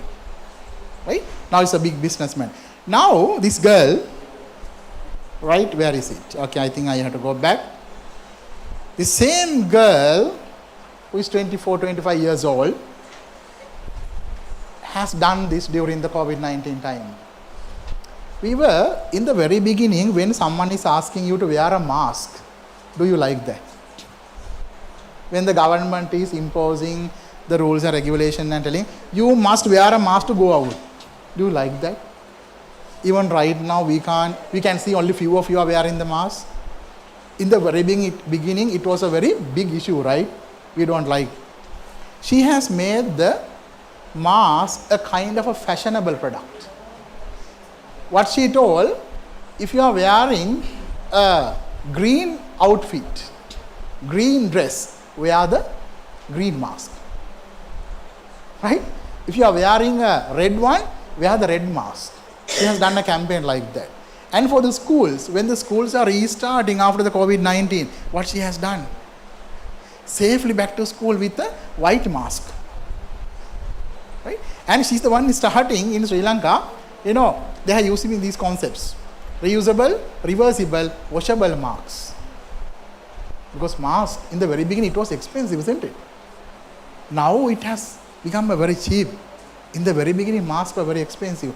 So she was nicely trying to capture that business opportunity. See how, when you are close to the marketplace, this is what you can do. Right? She understood the pulse of the local customers. So this is what we need to do as innovative marketers. We can't make decisions just after completing MBA program or a postgraduate degree program. We need to really work with the customers. We have to go and study the marketplace. This is what she has exactly done. Is that making sense? Clear? Right? The practical exposure to your marketplace and working with them is paramount in making decisions in the organization. Right? Now you can see here the same organization that I was discussing, the Saline.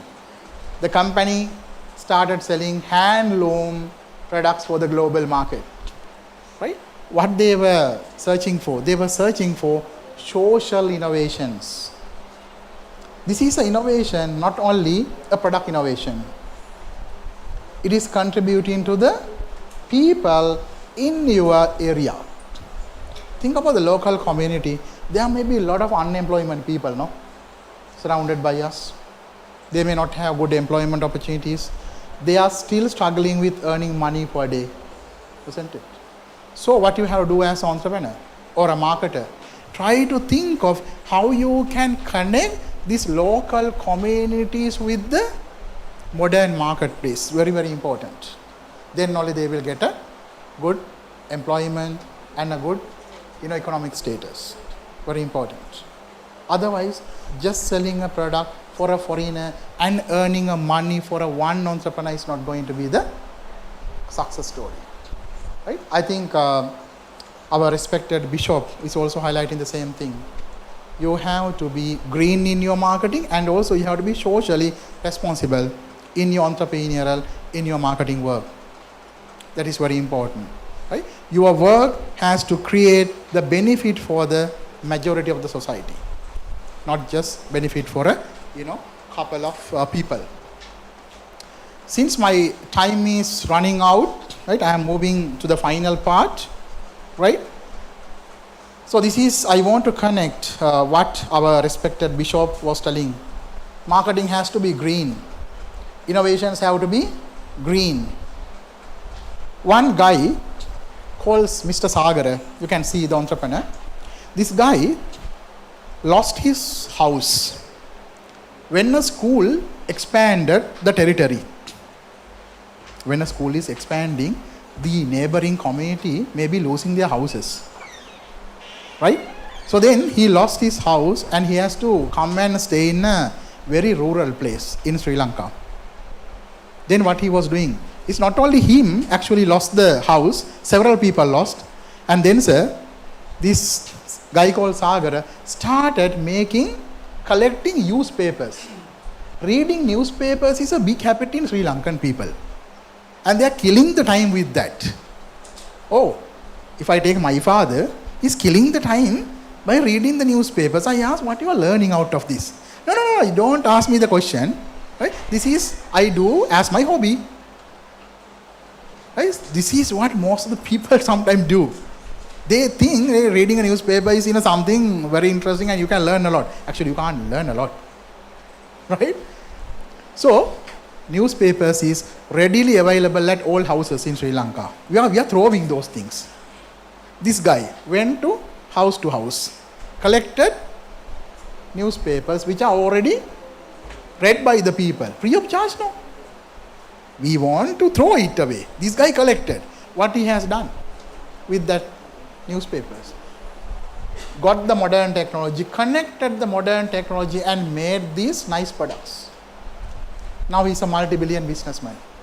A person who did not have a house, a person who lost everything, became a multi-billionaire. This is close to our university, sir, in Peradeniya. Yeah. I actually visited him several times for interviewing.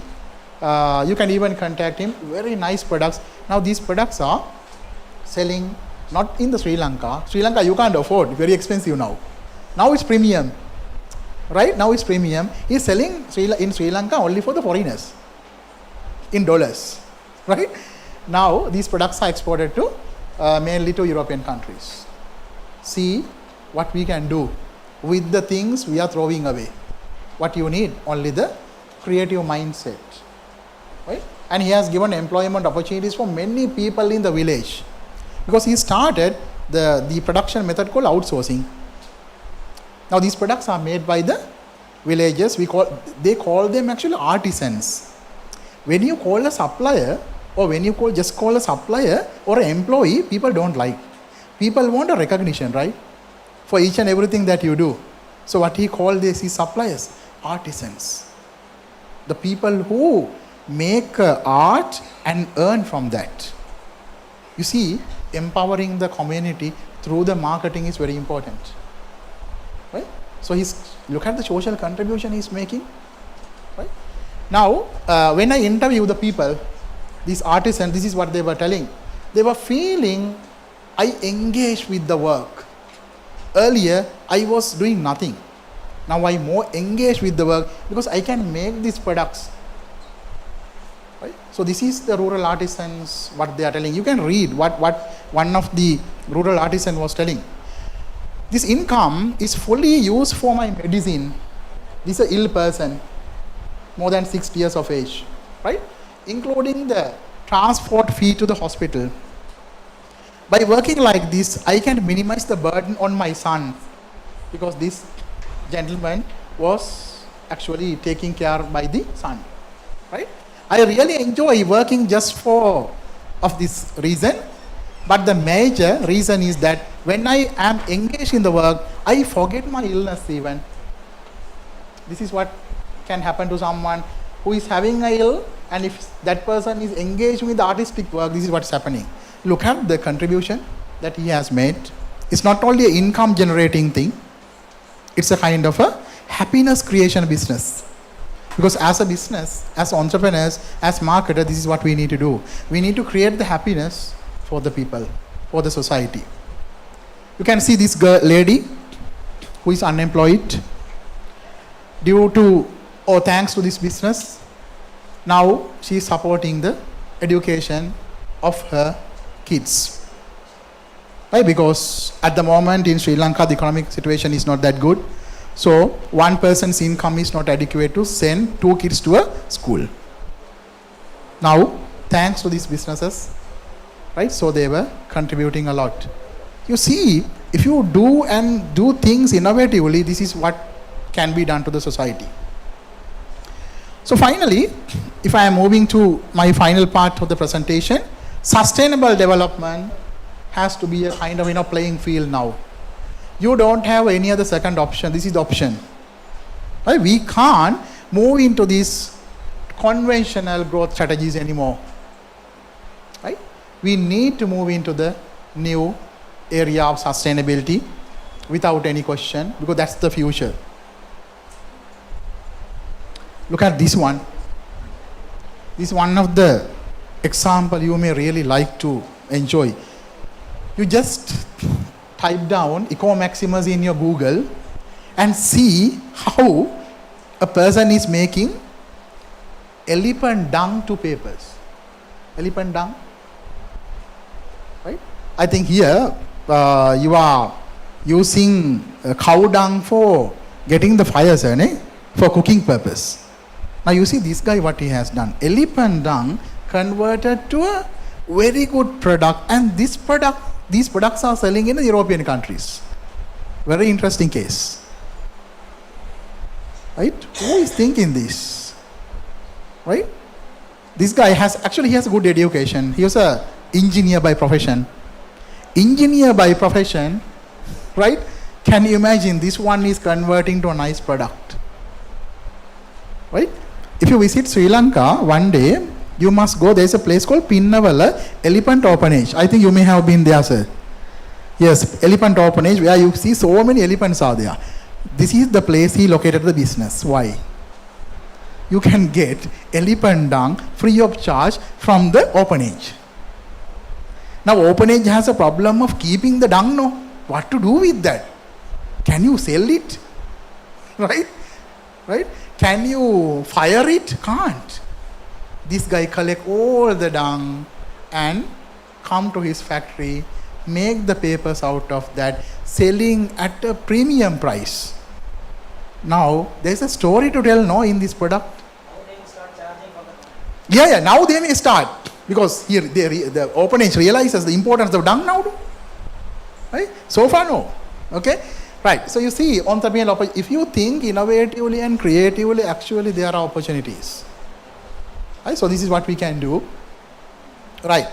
And then, towards the end, now I really want to highlight this. Yes, I will be summing up now, sir. Now, this is one of the research that we carry out. I think, Chandrasekhar sir, you may also be working with the area of CSR. Now, this idea of strategic CSR, we have been working for some time. And what we found, as a business, what we need to do, businesses have strategic issues, sir. Supply chain management issues, product quality issues, and all these things are there. What you need to solve, if you want to solve these strategic issues, we need to connect that with the social issues. Social issues should be connected with the strategic issues, and then only you will find this idea called strategic CSR. This is actually the finding of my PhD thesis. Yeah, so I want to share that with you. So when I collected the data from out of these organizations, finally when we do the analysis, I'm a qualitative research person, not quantitative, right? So what we found is this. Actually, we have found the same example here. We have Sri Lanka is anyhow famous for Ceylon tea, no? Right? This company called Dilma, very famous company. In more than 100 countries, this brand is existed. So this the same thing happens. When you go to the plantation community in our country, they are very poor. Very, very poor. Right? So what we found, when their issues were connected with the strategic issues in the organization, we can find this idea called strategic CSR, where they came up with a project called MJF Tea Garden Project, where a tea company has given the lands to the people, and people became more empowered and ultimately contributed and developed the money for them. The final thing which I want to tell, we have been learning the promotion mix, right? Product, price, place, promotion. Now there's a subject called digital communication or digital marketing. In digital marketing, if you have time, please allocate your time for learning this. How to tell a digital story out of your product. The examples which I was highlighting, the Celine, you remember? The lady who is manufacturing or making the handmade saris. They and the Eco Maximus, the guy who is making elephant dung to a stationery products, they are sharing the story through digital platform. That is the success. Right? So we have to redefine the marketing communication now. Right? So this is what these entrepreneur marketers are doing. You see, product, price, place, promotion, all these things are redefining. So this is happening. My final note for all of you, as management students, don't forget other disciplines. We as students in management, we need to learn psychology, how people are thinking. Then only you can understand them, no? We need to learn anthropology, how our ancestors were, what are the good values we have. Today I was reading the mission statement of your institute. It clearly said, we are developing a graduate not only with the knowledge, we want a graduate with values. Right? If you want to have values as a good marketer, you need to learn the anthropology. You need to learn how communities are working together, how communities are making decisions, and sociology a little bit. Learn how communities are working together and how human relationships looks like. Right? Then only we can be a good informed ethical marketer with more creative mindset. Finally, I think finally several times now. This is the mostly final. Okay? This girl, using that foreknowledge or the knowledge in psychology, anthropology, sociology, she started this sustainable brand called Lonali Fashion. You know, apparel industry, sir, it's a big pollutant to the environment. Yeah, fire, we put all these waste of the apparel into a fire, right? So this lady collected all the used apparel or the what we call the cut pieces and converted that into fashionable products, now selling in the world market. See how we have to redefine the businesses. Okay, I will not talk about this. Thank you very much for your patience, and I'm very sorry if I put a big pain point on you, right? Sitting for 1 hour. Thank you so much.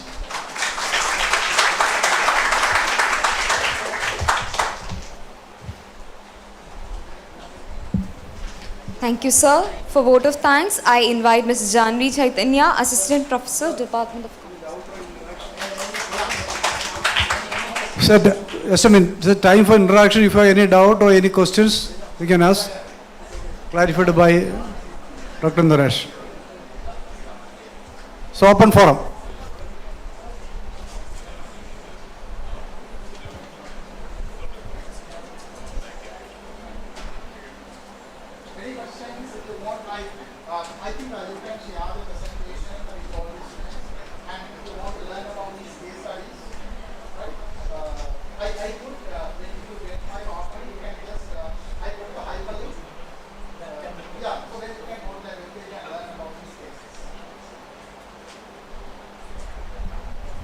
Any question that I want to produce any further clarifications? Yes.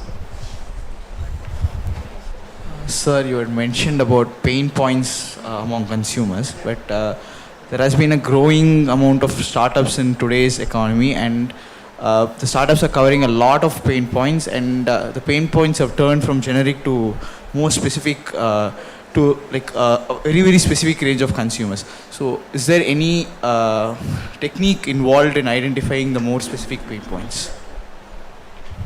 I think very important question, because now entrepreneurs are flourishing, pain points are becoming less. What to do? I was highlighting that. What you need to do, you need to go to the community, you need to be with them, you need to do a lot of ethnographic work. Try to be with them. For example, when you think about the Kerala community or the community in here, right, there are maybe a lot of pain points which have not been addressed so far by some entrepreneurs. And also think about how can I connect that particular pain point with the modern technology. That's very important. Right? So the main thing, try to be connect with the community, try to be connect with your customer base through a kind of an ethnographic approach. Not just like survey, that's not going to be successful. Be close to the community. Be close to your customer base. That's the main thing that we can do. Even from all these examples, it's clear. Any other questions?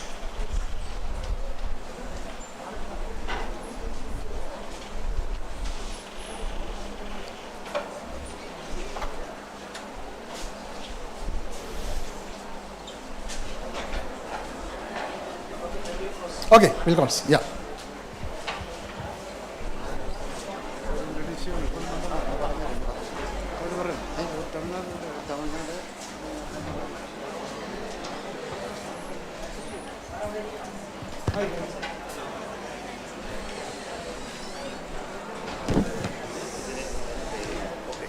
പിള്ളേരുണ്ട്.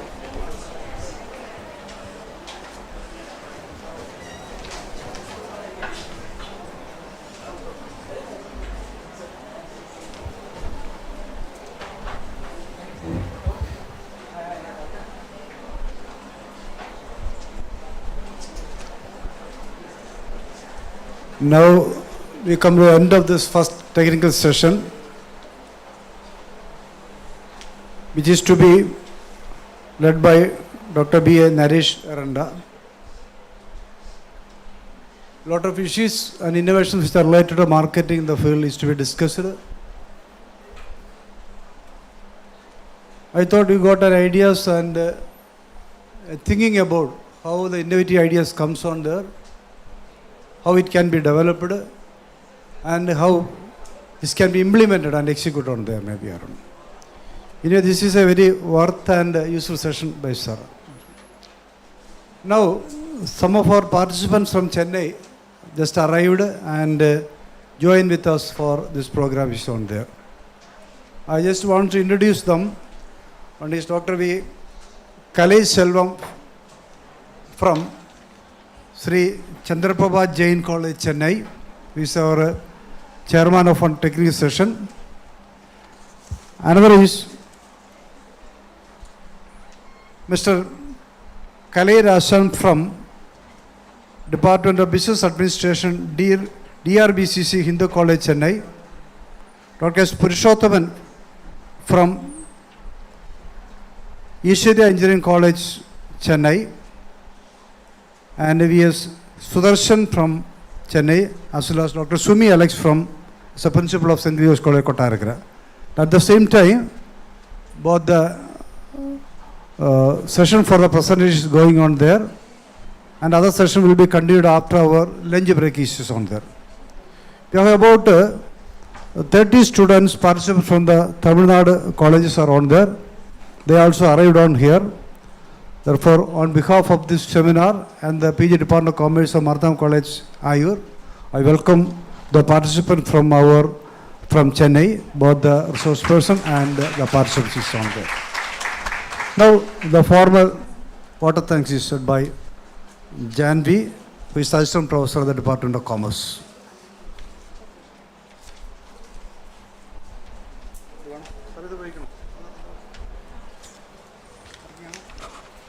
Hello. Respected Dr. Naresh Aranda sir, Dr. Jacob Thomas sir, Dr. Benson Kunyanya sir, and Dr. Chandrasekharan sir, Dr. K.C. Matthews sir, and all the delegates present here. It's my privilege to have been asked to propose vote of thanks in this session. I express my gratitude towards Dr. B.A. Naresh Aranda sir for such a thought-provoking session, and it was a great session. And I also express my gratitude towards Chairperson Dr. Jacob Thomas sir, and I thanks Dr. Benson Kunyanya sir for giving all of his support, and all the and last but not the least, all the faculties, delegates, and all the participants who were present during this session. And thank you so much. And one announcement, now it's break session. The session will continue from 2 o'clock. Okay, thank you. Now it's the time for the lunch break. Then again you have to come back at 2 o'clock after lunch. Second technical session is taken by Professor Dr. Chandrasekhar. He is with us on Earth. At the same time, our presentations are going on. The other 4 auditor rooms is are on there, both online and offline. 2 offline and 2 online is on there.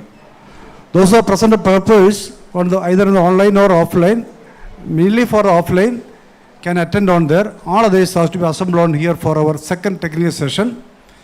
Sharply start at 2 p.m. is are on there. Those are present purpose on there. You also come back after present purpose on that session is on there. You are expected to be on here at 2 p.m. and all to participate our technical session, which is led by our respected Professor Dr. K.S. Chandrasekhar from Kerala University on there. Okay, now it's time, lunch break. Lunch is arranged on the ground floor of this building. There's a step on the right side, you can go on there, and on the ground floor, the lunch is arranged on there. Is on there. Okay, you have to participate. Thank you very much.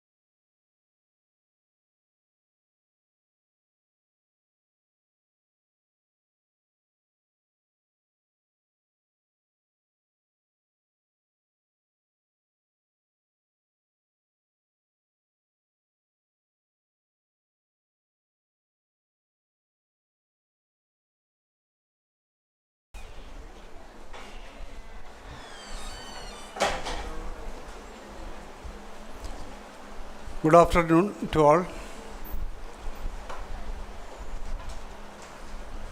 Respected Chief Resource Person of the second technical session of today, Professor Dr. K.S. Chandrasekharan, our former Principal, Dr. K.C. Matthew, Head of the Department of BBA, Sri Mohan Alex, fellow faculty members, Senior Professor Dr. S. Joy, sir, dear participants. The morning we have completed the inaugural and the first technical sessions. Now we come to the second technical sessions. At the same time, in the four platform they are carrying on the online and offline presentation also is on there. They also come back after their presentation is on there. Today this session, the topic is entrepreneurship in India versus Asian countries, challenges and issues are on there. This session is to be led by the Senior Professor of the Kerala University in Management, Dr. K.S. Chandrasekharan. Entrepreneurship has become one of the most dynamic forces in the economy.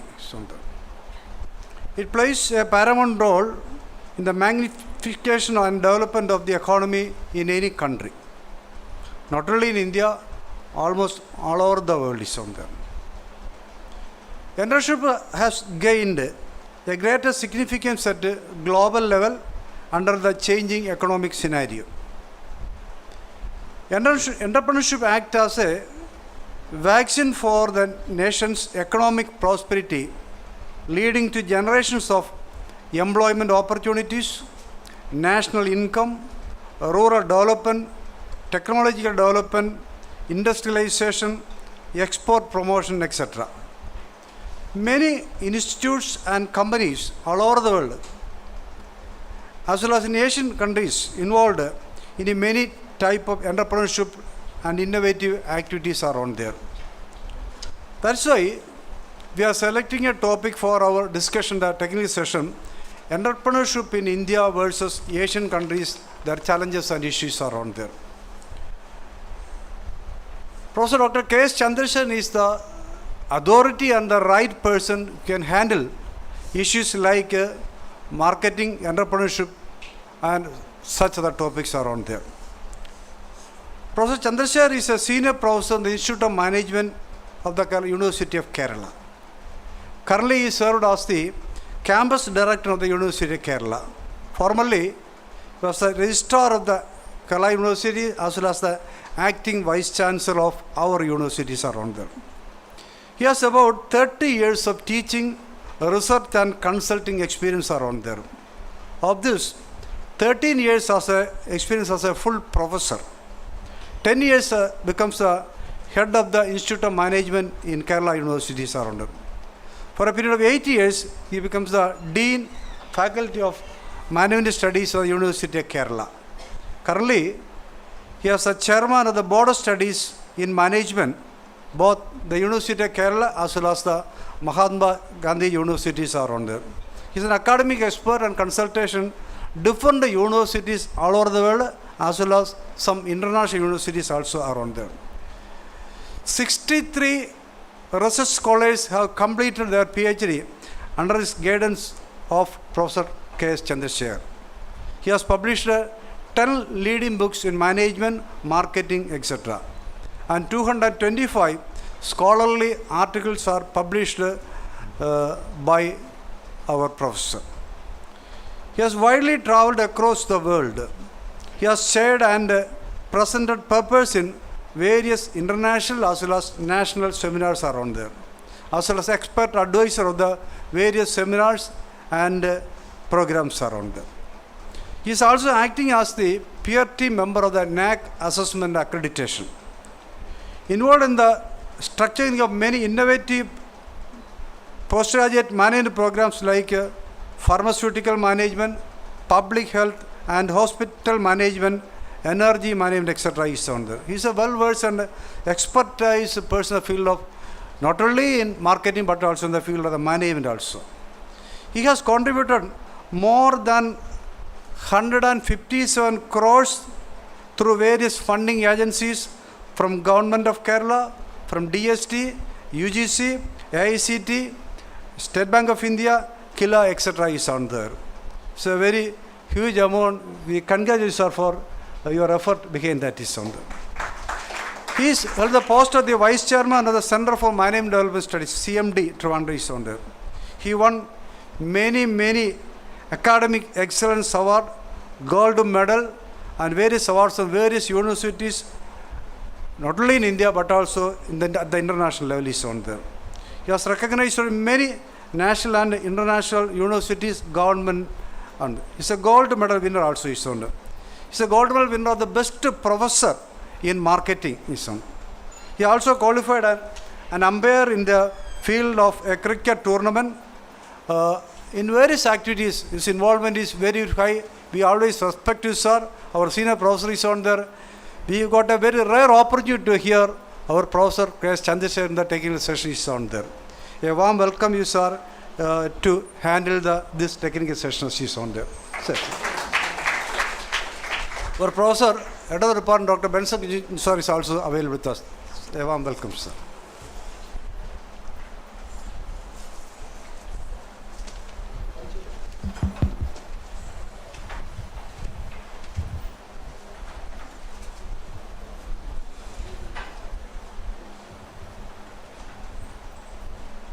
Good afternoon. I think I will blame Dr. Benson because he has given you an excellent lunch. He has given you a lunch with the payasam. Now it's time for sleep. I tell you one more thing. You can talk on any subject in the afternoon, and if you speak on entrepreneurship, people will sleep. Because that is not an area which everybody likes. Okay, that is one aspect which is missing with us also, Kerala. You know, long time back in 2007, I was there to present the proposal of University of Kerala for setting up entrepreneurship development cells in the University of Kerala. At that time I was assisted by Dr. Sashi Kumar, Dr. Achu Shankar, Dr. Gabriel Simon Thattil, and I was asked to make the presentation. So I went to Ahmedabad to make a presentation at EDII Ahmedabad, which is one of the best institutions. When I was making a presentation, question was asked, 3-member panel was there. So they asked, one of them was looking at me, smiling at me, and literally he has not laughed at me. He asked me, sir, why you came all the way from Trivandrum to Ahmedabad? You have wasted your flight tickets. Because Kerala, you know, entrepreneurship will not take place. So why we need to give? That was the question.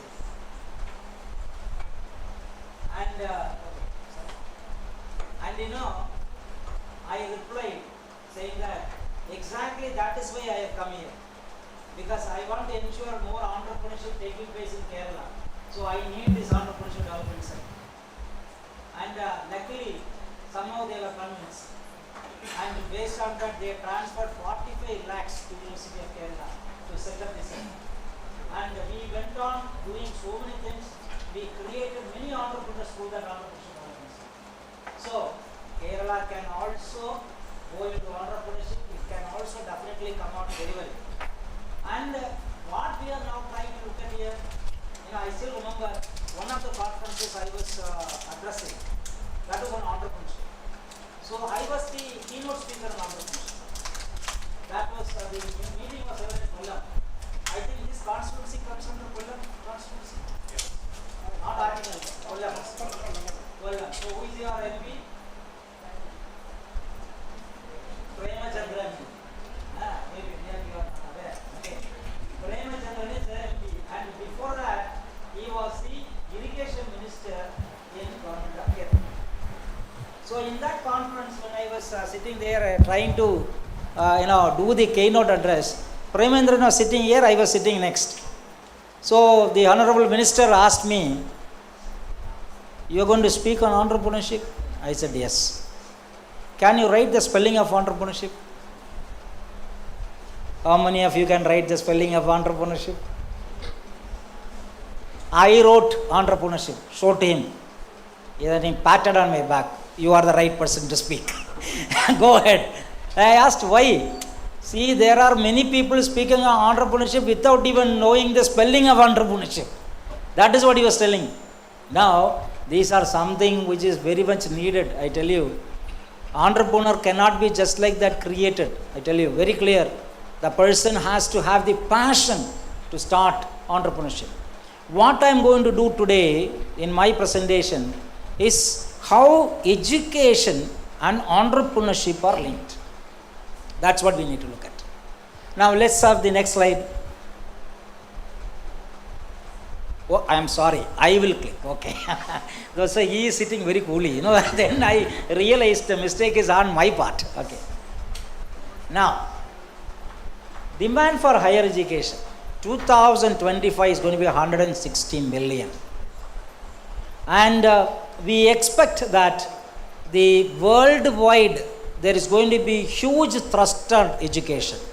That is why now more Malayalis are going outside Kerala to study. More and more seats in the universities are vacant. And students are going, if you ask any person after graduation where, first answer, Bangalore. First question answer.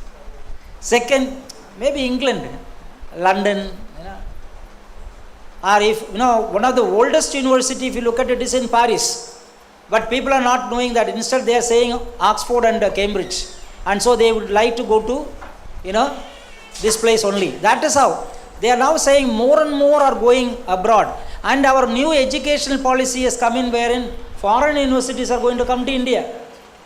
And once foreign universities come to India, what will happen? More and more students will move to that foreign universities. So, global demand is going to be very high, 160 million. And see, India and China are the two biggest countries seeking higher education. Primarily because of the population. No question on that. You have the huge population. So, definitely that population can actually influence the whole scenario. Look at the universities. How many universities India has? Now, from 958, I'll say latest figure comes somewhere around 1,300. Okay? Look at the US. 5,758 universities. More private funded universities.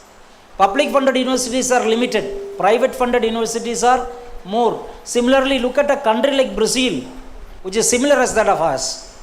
And look at Europe, China. China itself has 2,688 universities.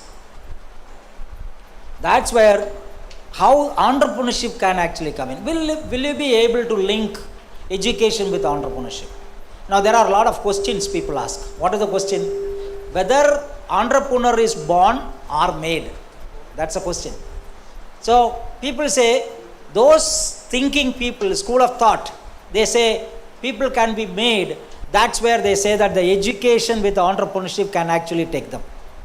Born, there are many people who are born, even never had education, dropouts, they have become great entrepreneurs. Look at, see, we are all talking about a lot of issues with Adani. No doubt about that. Everybody across the world are talking about Adani. There are issues and all. But he is a school dropout. He has become one of the successful entrepreneur. Look at Dhirubhai Ambani, who was a person who was dispensing petrol in a gas station. He has become one of the biggest in our country. So what you see here is that pursuit of opportunity beyond the resources you currently control. That is what makes you look at entrepreneurship. So that opportunity is something how you can exploit is important. There are many types of entrepreneurs. We talk about innovative entrepreneur, creative entrepreneur, excellence in entrepreneurs, and egos. Now, the entrepreneurs are the people who have the highest egos. That's the biggest problem we have.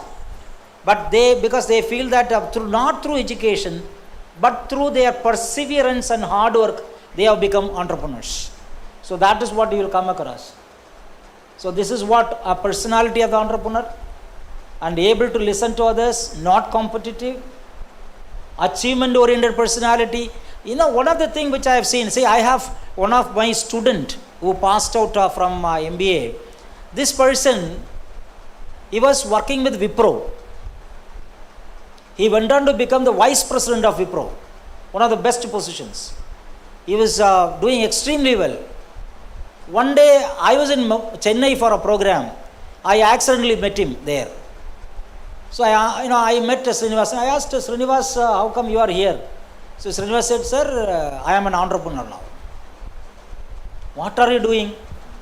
Sir, Tamilila sonna, that's what he said. Tamilila sonna, maadu meikire. You understand? Maadu meikire.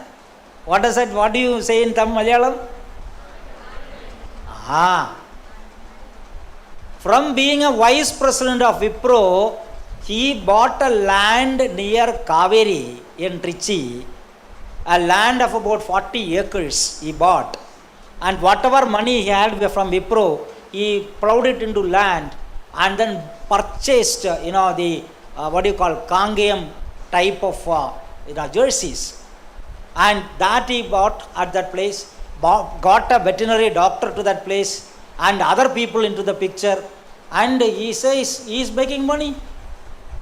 He said, I am not interested in making money, but I am making money. Sir, I am making money, you just come with me, sir. He took me outside at Chennai. There, he is having a BMW. The BMW, he says, sir, I bought the BMW because I was selling milk. And I was not, it is not that I got this vehicle because I was in Wipro vice president. I started selling milk and I have got this BMW. I said, see, I don't know what I have to say. Is it right or not now? Because we always say, students, progress, study well, progress to higher position. This guy progressed, became vice president. What else we can ask for? Now he is running apart from this, at Chennai, he is running a big data institute.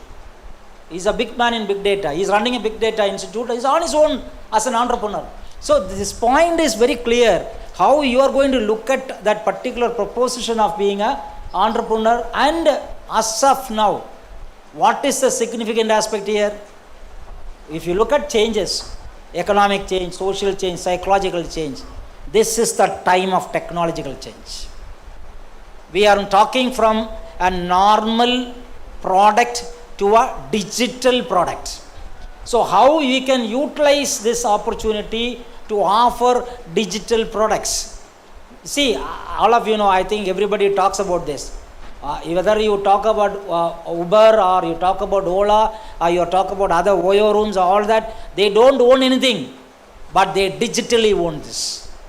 And that is where the whole entrepreneurship has taken a change. But for that, basic knowledge, basic understanding and a passion is very much important.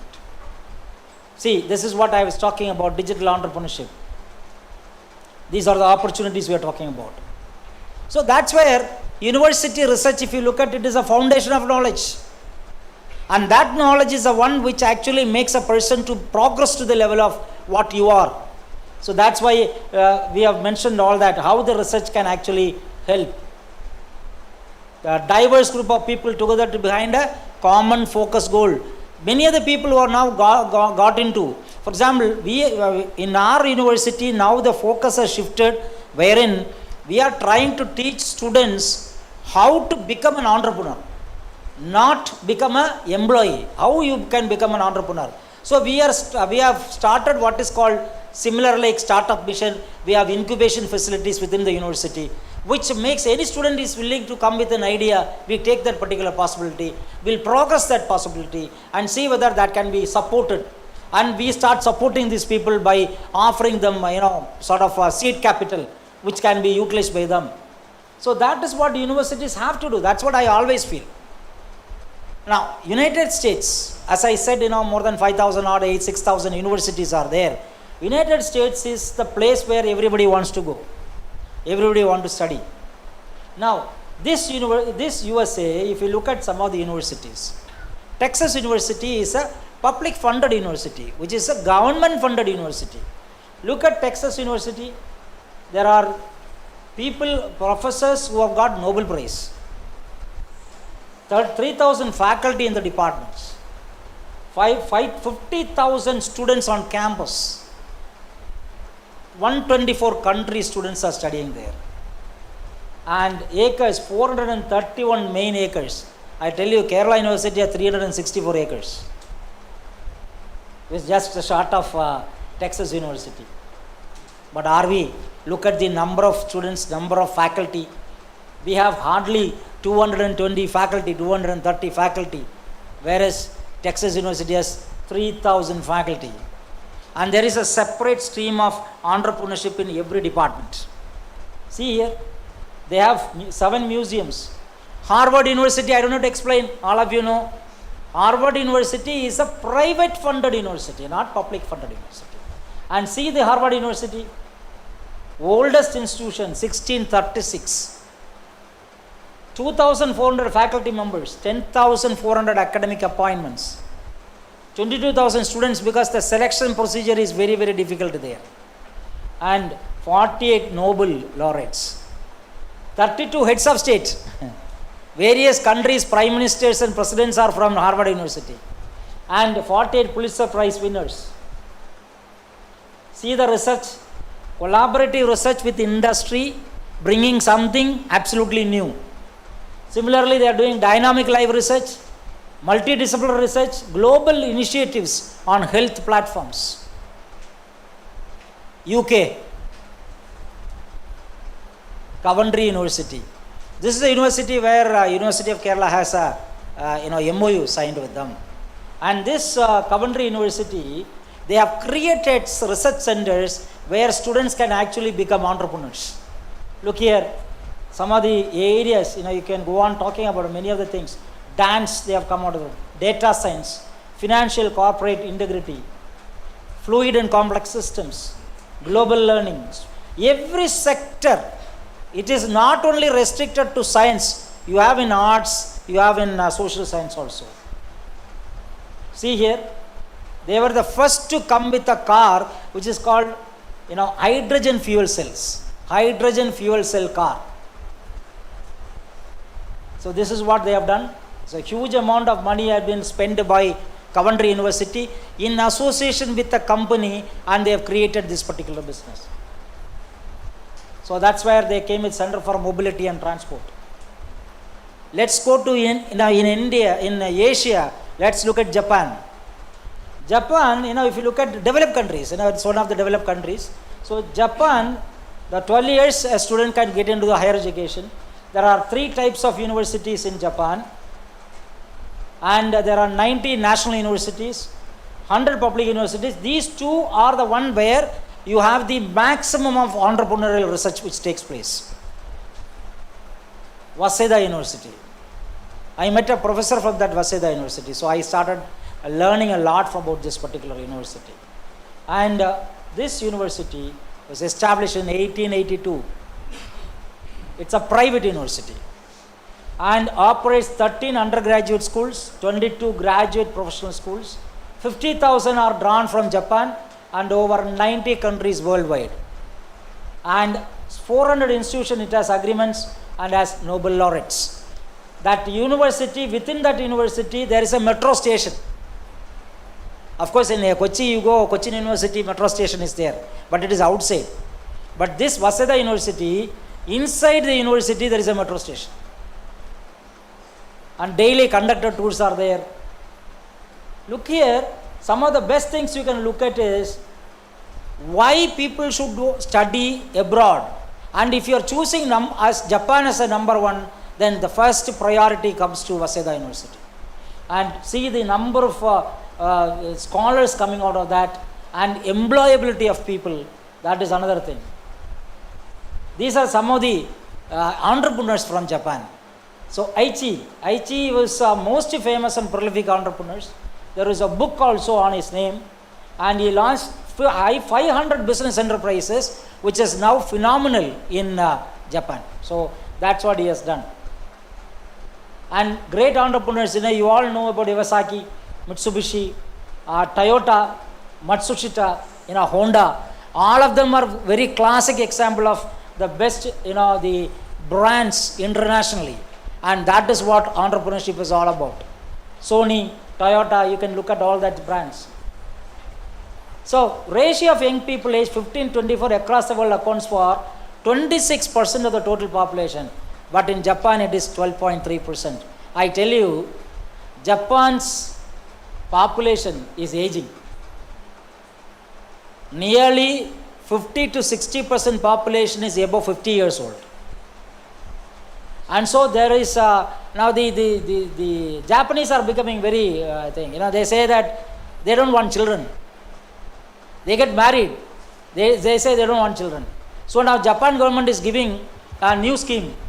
Do you want to have a children? We will pay for your hospital expenses. We will take care of you. The first 3 months, if a lady is working, that lady's salary will be paid. And they are trying their level best. But it is expected, as per the report, by 2050, you will have more Indians in Japan. Our younger generation will go to Japan because there will be a lot of job opportunities in Japan. And these job opportunities, there are no takers. So, internationally, people will look at who else can come in. There are people from India who can actually get the opportunity. So, all of you have great opportunity to go to Japan. Okay. And government has formulated a new thing. It is called Industrial Competitiveness Enhancement Act 2014. Then we move from Japan to its arch rival, Korea. Arch rival is Korea. And that is specifically South Korea. And South Korea, all of you would have been seeing during the lockdown, all the Korean, the dramas, very, very famous. And the K-pop is much famous than any of the pop culture in our country. It's similar like India, the same system is there.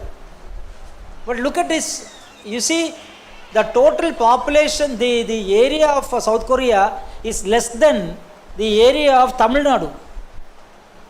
The state of Tamil Nadu. That state of Tamil Nadu has roughly more than 1 lakh square kilometer as the area. And this one has about 86,000 square kilometer as the North Korea has bigger area. But North Korea people cannot live because it is much colder. That's a problem. South of Korea is much better. And this South Korea has 86,000 square kilometer and it has 203 universities. Whereas Tamil Nadu has only 68 universities. And Times Higher Education World University Ranking, 35 universities in South Korea are already there. So that's a great advantage they have. So performance of its economy is the most important thing. And look at, they have introduced what is called free semester program and smart initiative. That's basically to enhance entrepreneurship. They have something called as chaebols. Chaebol structure means some families own businesses and they decide. And I don't know whether I can speak on this, but India also we are now trying to move into that line. We are literally following the Korean path, trying to create. Japan also has the same system, and the country is also moving in that direction. So chaebols are owned, controlled, and managed by the same family dynasty. You can see some of these players: Samsung, LG. All of you know LG, Hyundai, Hanwha. SK is the second one. Then Doosan and NH are some of the best family-owned businesses.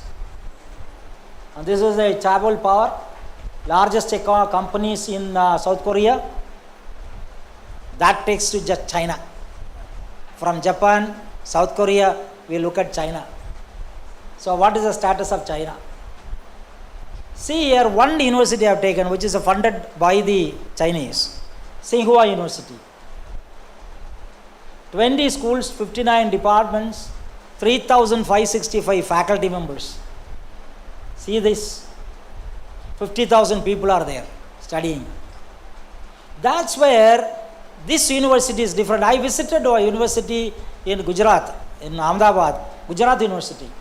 That Gujarat University, inside the campus, they have allowed industries to start performing.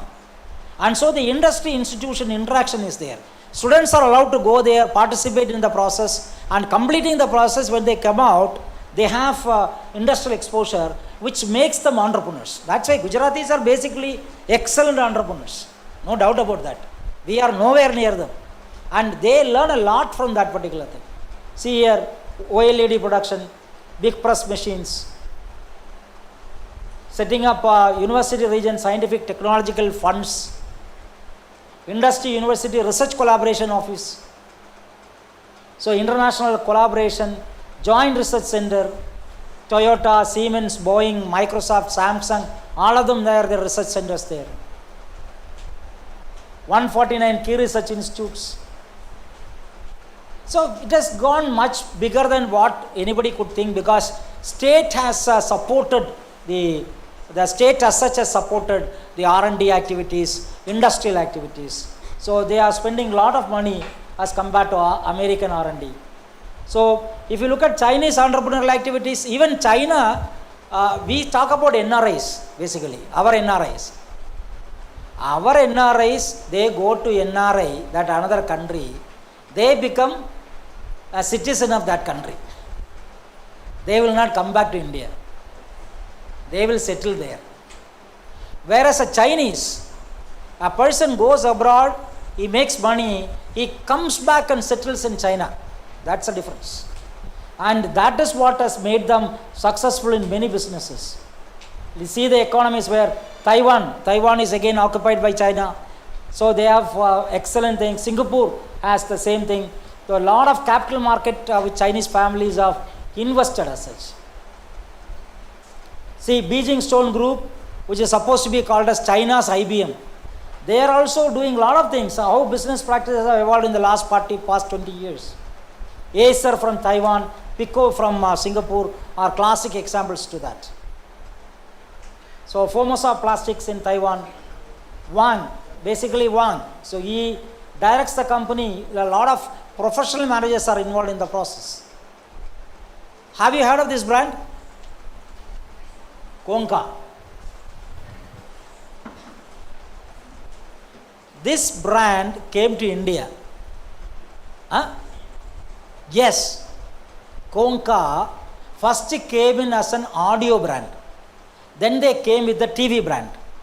When they came to India with the TV, they messed up the market. For example, look at our televisions. Televisions, there is something called as peak mean power output, PMPO. The PMPO must be higher for televisions and sound. Now we are talking, you have a mobile. The mobile has Dolby Atmos system, correct? Most of you will have that, Dolby Atmos system. And we are talking about sound being excellent. And Konka came in India with 150 watt PMPO. Whereas at that point of time, even the old player like Onida was talking about 1000 PMPO, 1000 watt PMPO in India. So Konka failed, returned back to China. But they are supposed to be one of the best in China. And in China, they are the number one in the television sector. I don't want to explain him. Jack Ma. Jack Ma is a founder of Alibaba. He was an English teacher, rejected from 30 jobs, even by Harvard. And through .com, he founded Alibaba. Now he is the richest person in China. But for the past few months, he is not seen. He has gone to Australia. And he is discussing with Australia because the Chinese government arrested him. In-house they arrested because he spoke against the Chinese government. And he said, this is not the way you are supposed to run. So then slowly he got his passport and all back. He now flew to Australia. He is now currently in Australia. He has not come back. So Jack Ma's Alibaba group. So that's what he says. Help young people, help small guys. Because small guys will become big. Young people will have the seeds you bury in their minds, and they grow up, they will change the world. So never give up. You should learn from your competitor, but don't copy. That's what he says. An entrepreneur as a basic person should never copy. Now coming to India, because we run around all the countries. We started with the US, we went to UK, then we have Japan, China, Korea. Now we have to come back to India. We have to be in Ayur. So we have come back here. See the ranking, ARW ranking. You look at QS World Ranking. I am in the panel of QS ranking, but I am finding it very difficult. Within India, I am not able to rank anybody.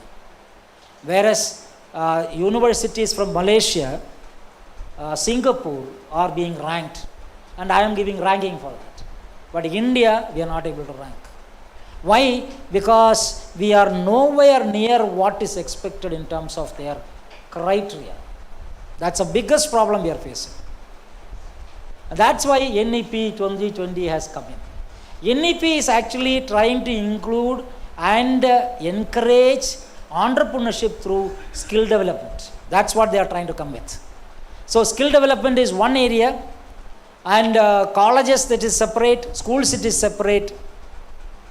See, but one of the reasons why in India currently we have only 0.4% PhDs in the higher education.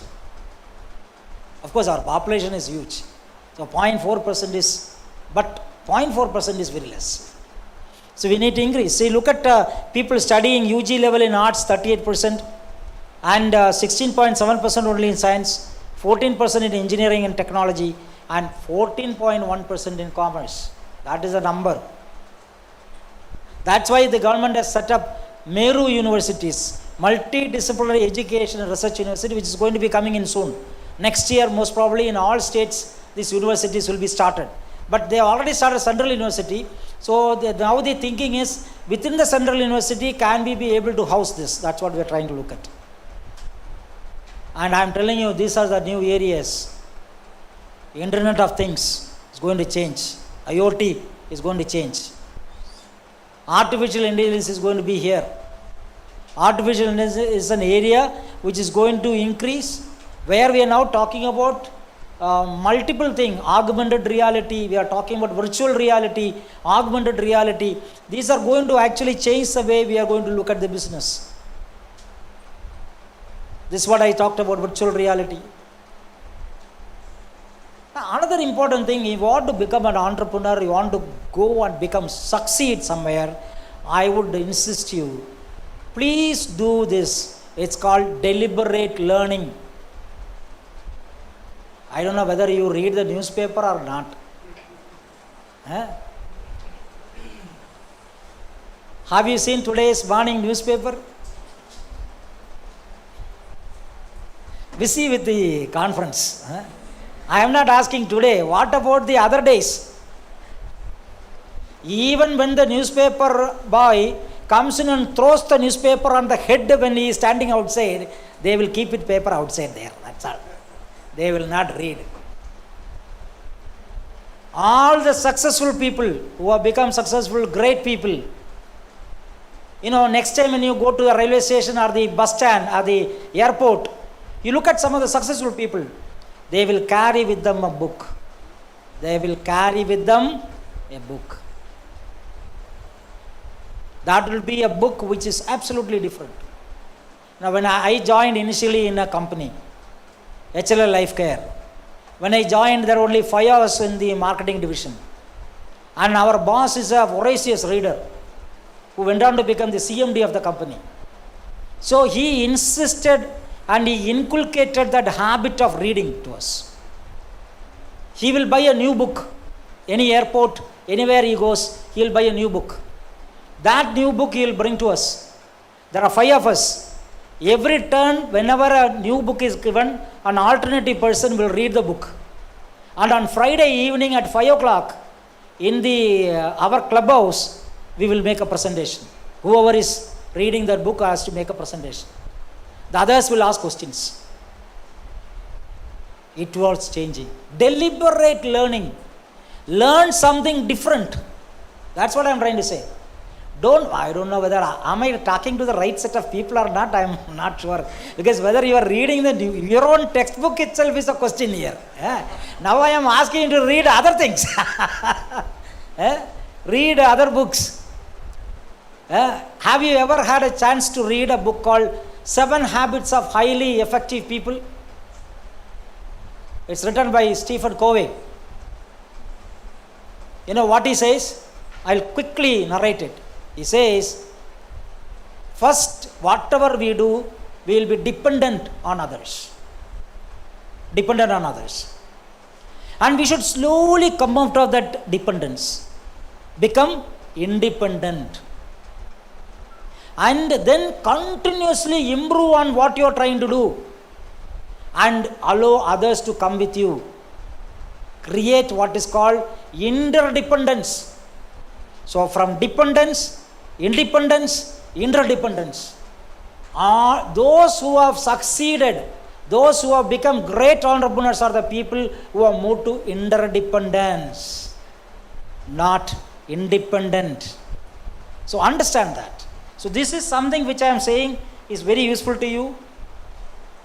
These are the movies which have come in multiple languages on entrepreneurship in India. The best is Guru. These are the new areas emerging. Now I am currently learning digital teaching mechanisms, because I am sure that in future that's going to be the way. I am not going to teach only Ayur people. I am going to teach students from, say, Malawi, students from Botswana, students from Malaysia, multiple countries. Sit at your home, teach. This is going to happen. So you have an opportunity there. That's what I am trying to say. Lot of new areas are coming which can be exploited. Look here, these are other areas: remote engineering, health tourism, telemedicine, e-learning. That's what I talked about, the teacher becoming an e-learner. Heritage tourism, bioinformatics, do-it-yourself support. These are the new sectors which are coming in entrepreneurship, like sports and entertainment, big data, STEM, retail, entrepreneurship. Many people who have ventured into retail have become successful. These are the top 10 sectors which are going to create a lot of opportunities. Who is this? A boy, 26-year-old boy. He started this thing called Oyo rooms. On your own. What is the expansion? On your own. So you check in, you get into the room, you stay, and you have your breakfast, coming outside and go. That's what is on your own. On your own is this particular system, Oyo rooms. He is one of the biggest now, Ritesh Agarwal. Bhavish Agarwal, Ola. He was very clever. What he did, when he initially found that no taxi drivers are coming, he gave 1,000 rupees bata. You have only one savari, only one trip you do, 1,000 rupees I'll give you. So people enrolled, because you are otherwise getting 1,000 rupees. The competition increased. Then he reduced it to 750 rupees. Then he reduced to 500 rupees. Now Bhavish Agarwal has done such a way that, you will have to pay Bhavish Agarwal. These are typical Agarwal families, they know how to make money. And they have done it. Bhavish Agarwal is a great successful venture. Vijay Shekhar Sharma is the one who started Paytm. Demonetization. See, opportunity. That's what I am trying to say. Opportunity will not knock twice. He found a demonetization happening. The minute a demonetization happened, people didn't have currency with them. So you can only use the digital way. That time what digital was there? Nothing was there. People are using credit cards. Our debit card was not actually coming in. Credit card was there. Then he introduced Paytm. Paytm, Karo. Finished. That was it. Now, following Paytm, now you have Google Pay, you have Phone Pay, what not. Everything is there. GPay, everything has come in here. Because opportunity, people will remember Vijay Shekhar Sharma because he is the one who initiated that specific angle of digital currency. He is my classmate Hari Menon. He is the one who started bigbasket.com, which is very famous across other places other than Kerala. And Hari was the founder. He sold it. He has already sold it. And he has made a huge money. He is sitting happily at his home. Probably about 250, 300 crore he has sold it. And the entire money he has put it in the bank. And, you just imagine what he will get. But he has started new ventures. He is now an investor in other ventures. For example, somebody who comes with a startup, he provides funds. So he has become much bigger. And Hari is like that. This is another classmate of mine called GSK Velu. I tell you one thing, everybody has to know this. GSK Velu is what you call as rags to riches story. We both were classmates. We have single rooms in our university. So my room, next room is his room. That was his thing.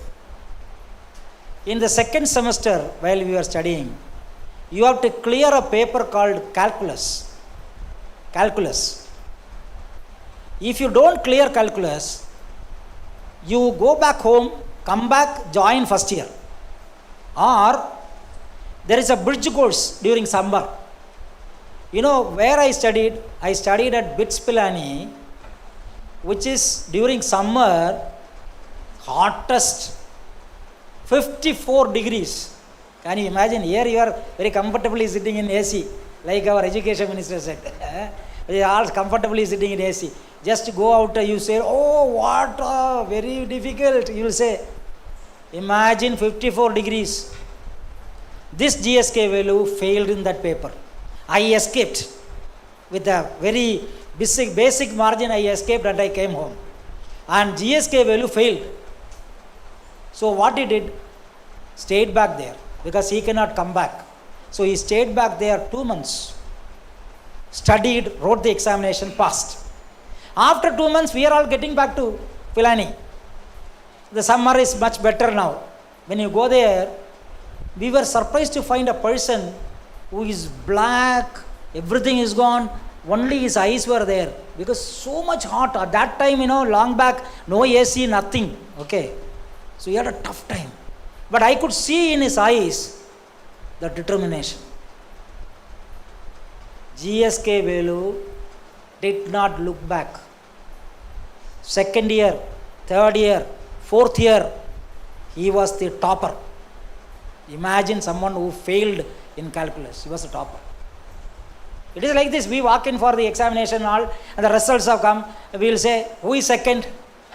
That's what we will ask. Who is second? Because we know first is GSK Velu. No doubt. A man who had a tough time. After his degree, he joined an instrument company in Chennai. Worked in that company. After some time, I missed a track of him. Then one of my friends phoned me saying that, hey, you know that Velu has taken over the company where he studied. He took over the company. After that, he was jumping. He married Ramachandra Odayar, Ramachandra University, Ramachandra Odayar's daughter. He is now worth a 700 crore business. If next time when I am going at Chennai, I want to meet him, I have to talk to his secretary to find out whether you have time. Appointment is given to meet him. That is GSK. Just imagine. He comes from a place called RLY Modi in Tamil Nadu. And he is now a big man there. So that's what I am trying to say. One can achieve. That's what I am trying to say. This example, I am telling you, if you have the passion, you can definitely achieve. So these are some of the funds which are there. I am not explaining them. Startup India, all of you know. Make in India, you know. Now, Make in India is one of the classic example is the Vande Bharat Express. What else you can ask for? The best example is Vande Bharat. And Atal Innovation Mission. SETU fund, self-employment and talent utilization, e-biz portal, then royalty tax has been brought down.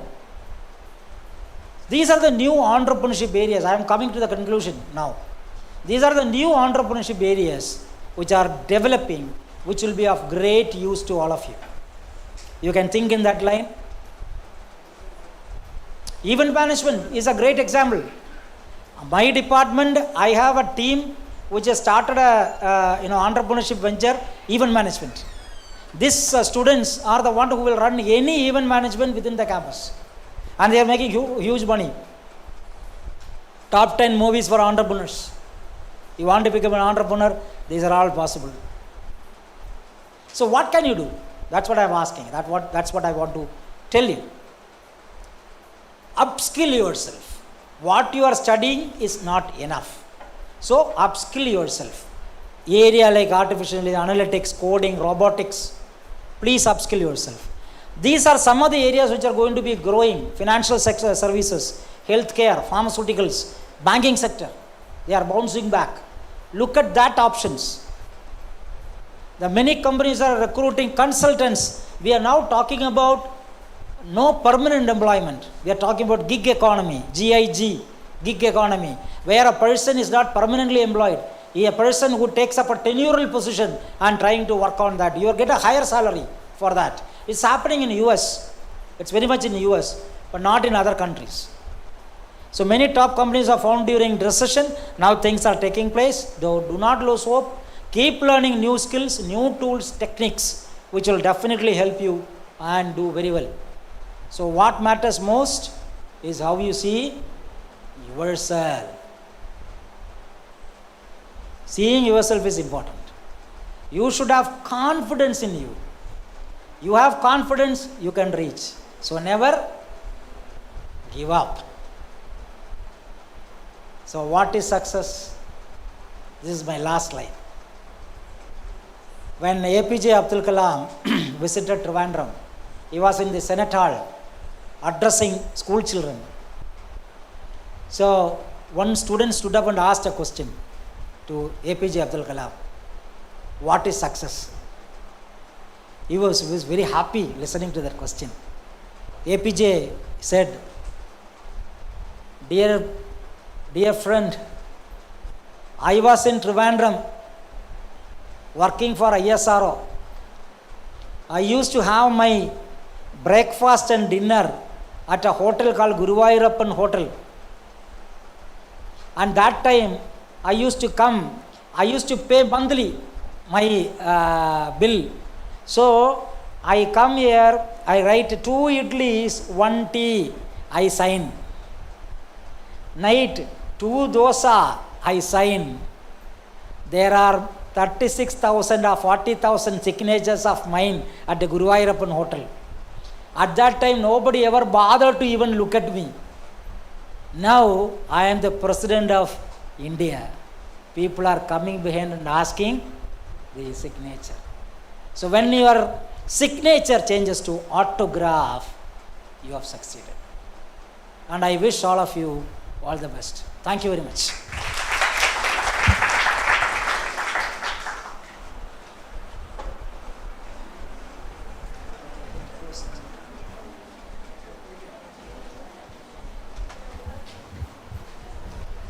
For the last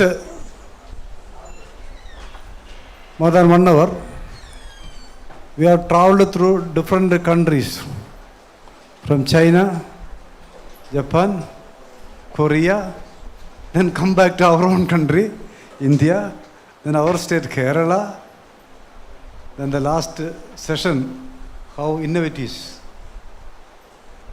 The achievements made by lot of persons, from the simple life, simple beginning to a higher level, maybe around those achievements are there.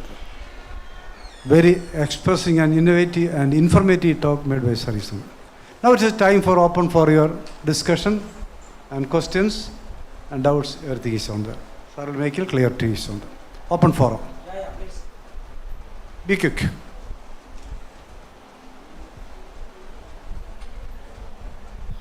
See, one thing I like to say, today is the birthday of Charlie Chaplin. All of you know Charlie Chaplin. What Charlie Chaplin said? He said, I crack a joke to the same team once, everybody laughs. Second time I say the jokes, only few people laugh. Third time I say the jokes, nobody laughs. So if people are not ready to laugh, then why are you thinking about your miseries? Why are you thinking about your troubles? Forget it. That's what he says. Work forward, you will get yourself done. That is what Charlie Chaplin's point. So today is his birthday. That's what I suddenly remembered. So work hard, have passion to what you want to do, you will achieve it. Very clear. Now, I'll just quote one example. Like, for example, I'll give my example. My son, in fact, when I put him in international school, Trivandrum International School, he somehow, that entrance examination, borderline he passed. So they took him. Afterwards, I used to get calls from his teachers. The principal, Professor, sorry to tell you, your son is not studying. So when he comes in the evening, I used to ask him, casually ask him. My wife will be very angry.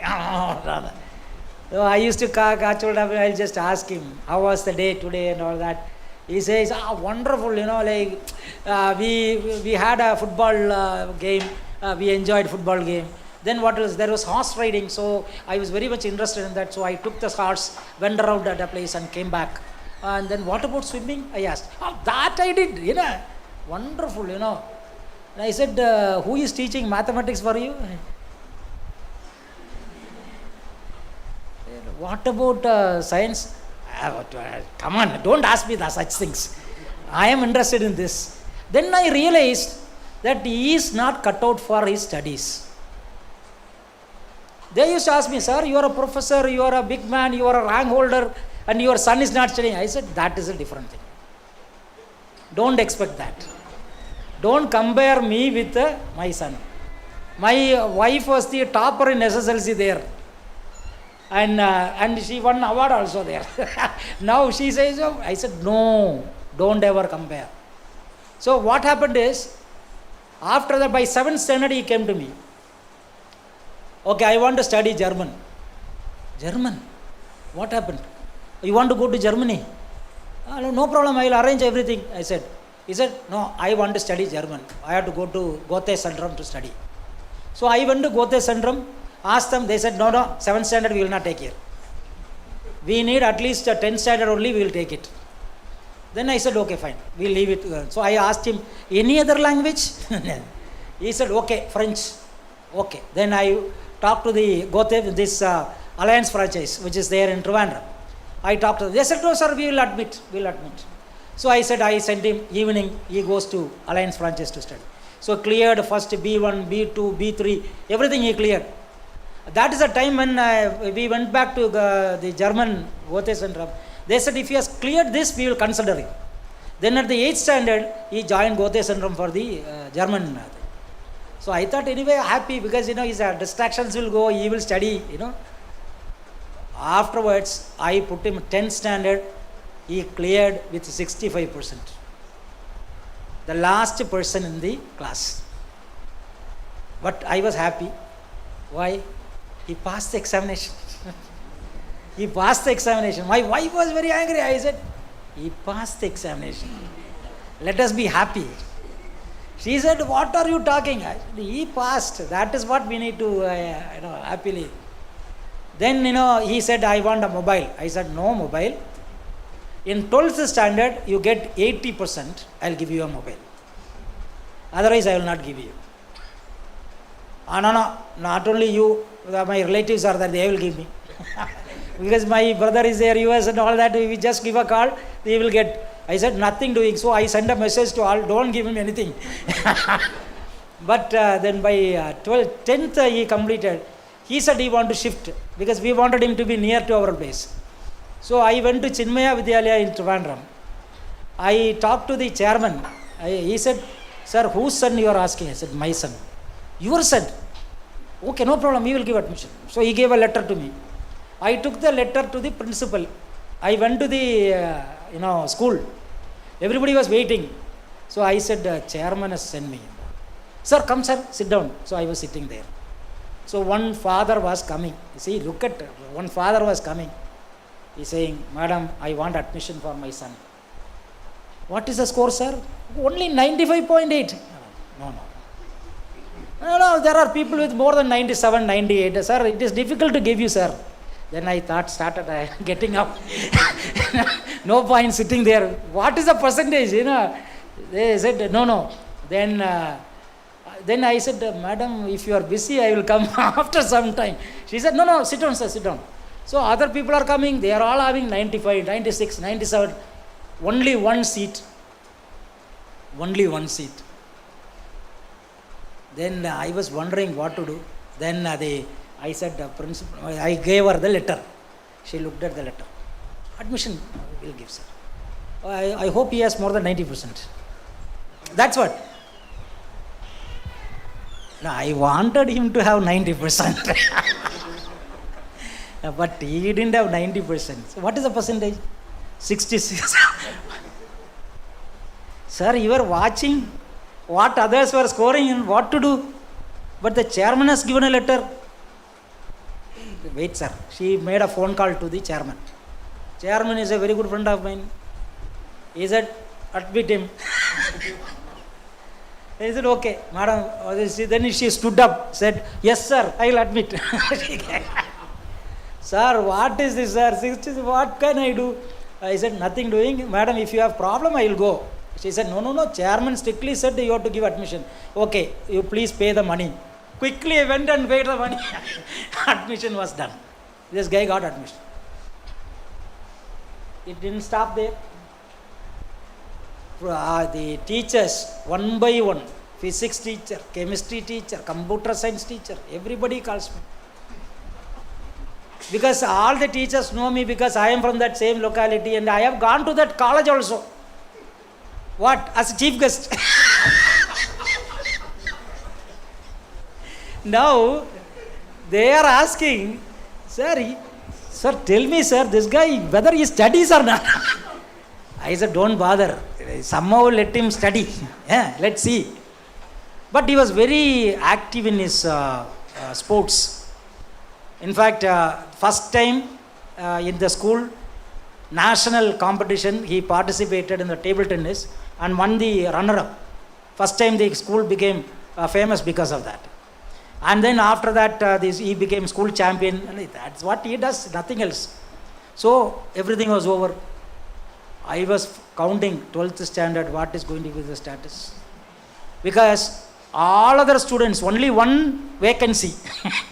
All other students are having more than 85% mark, 90% mark. And this guy might fail, because of him, 100% result will go. I was worried. So I had to employ another tuition, ask people to come to homes, because I have to ensure that he is also sitting and studying, no. I send him somewhere, he will go on his own. So I have to make him study. So he sat, studied, he passed. This time he got 80%. Then I said, wait. The Sivasubramanian Nadar College, one of the best colleges in Chennai, engineering, computer science. He had the highest mark in computer science. So computer science, I will get admission for him. So I talked to the correspondent there. The correspondent said, yes, so your son, we will give admission, no problem. He said. So I was very happy because one seat there cost 4.5 lakhs. So I was given very freely. Now, I called him, he said, okay, we will go to Chennai, we will get admission and all. What Chennai? I am not coming to Chennai. Where are you going to go? I am going to Delhi. Delhi? What are you doing there? Now, what are you going to do there? Don't bother, sir. You come. Let's go. You book the tickets. I and my wife booked the tickets. We don't know what are we going, where are we going. We booked the flight to Chennai, Delhi, and he said this is the location. So we took him to that location. there was an aeronautical institution there. He said, I am going to study here. After seeing that institution, I said, no way. No way.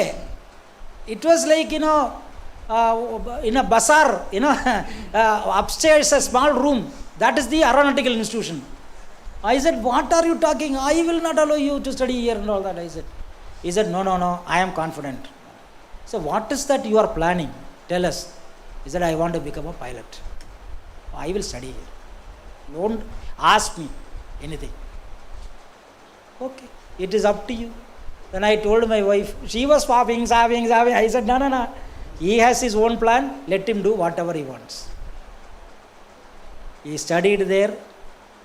He wrote the entrance examination to Indigo and he got selected. And I went to Delhi for signing the agreement with Indigo. The person who was waiting there was looking at me. Rohan Chandrasekhar's father? Yes, I am Chandrasekhar. Come.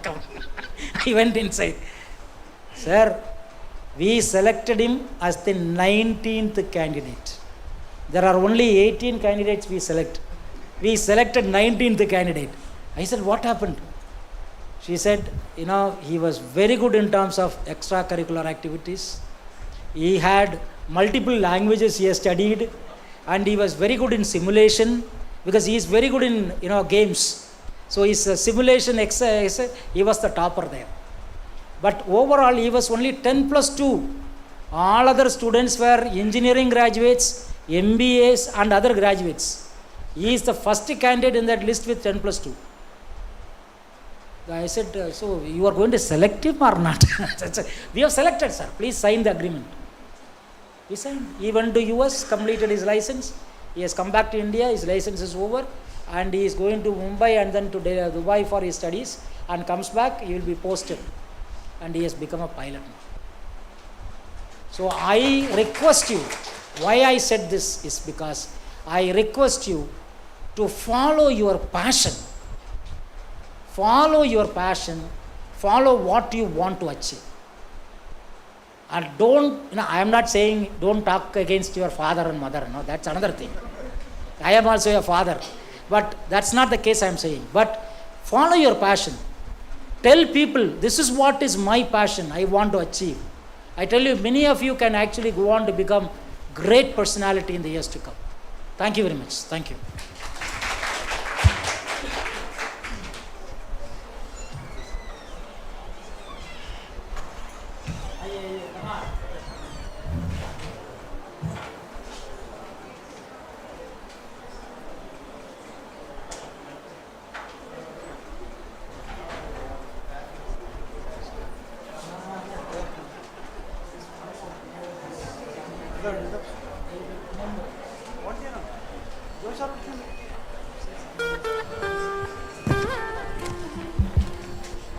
Thank you, sir. Now it's time to present a memento and certificate to our resource persons for the section.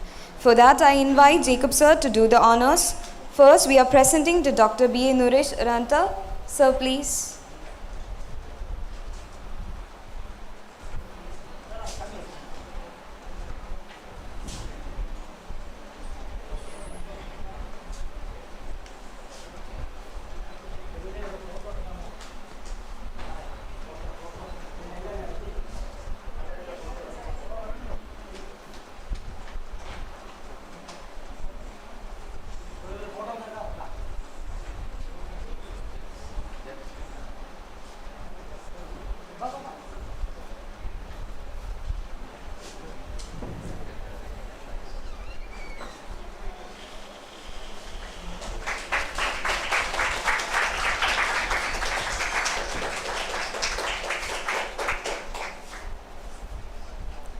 Now presenting the mementos to Dr. K.S. Chandrasekharan sir.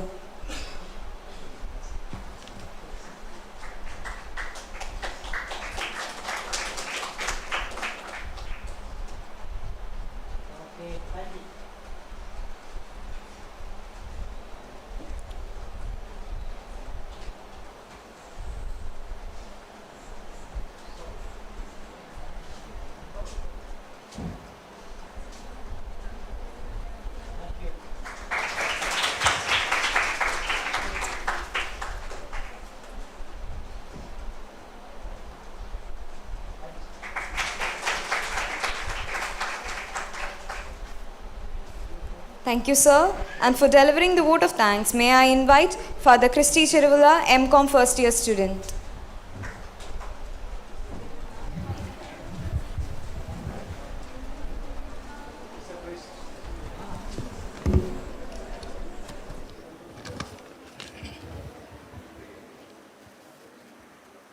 Very respected chairperson of the second technical session, very respected Professor Naresh from Sri Lanka,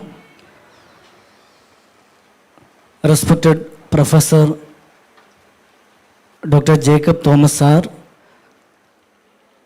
very respected Professor Dr. Benson Kunyonya sir, distinguished Speaker of the session, Professor Dr. Chandrasekhar sir, respected professors, teaching faculty, delegates, and my dear colleagues, good evening to one and all gathered here. Thankfulness is such a prayer that cannot be seen or touched. It is an intangible feeling. It must be felt by heart. I feel honored to propose vote of thanks to the resource person, Professor Dr. Chandrasekhar, Senior Professor and Campus Director, University of Kerala.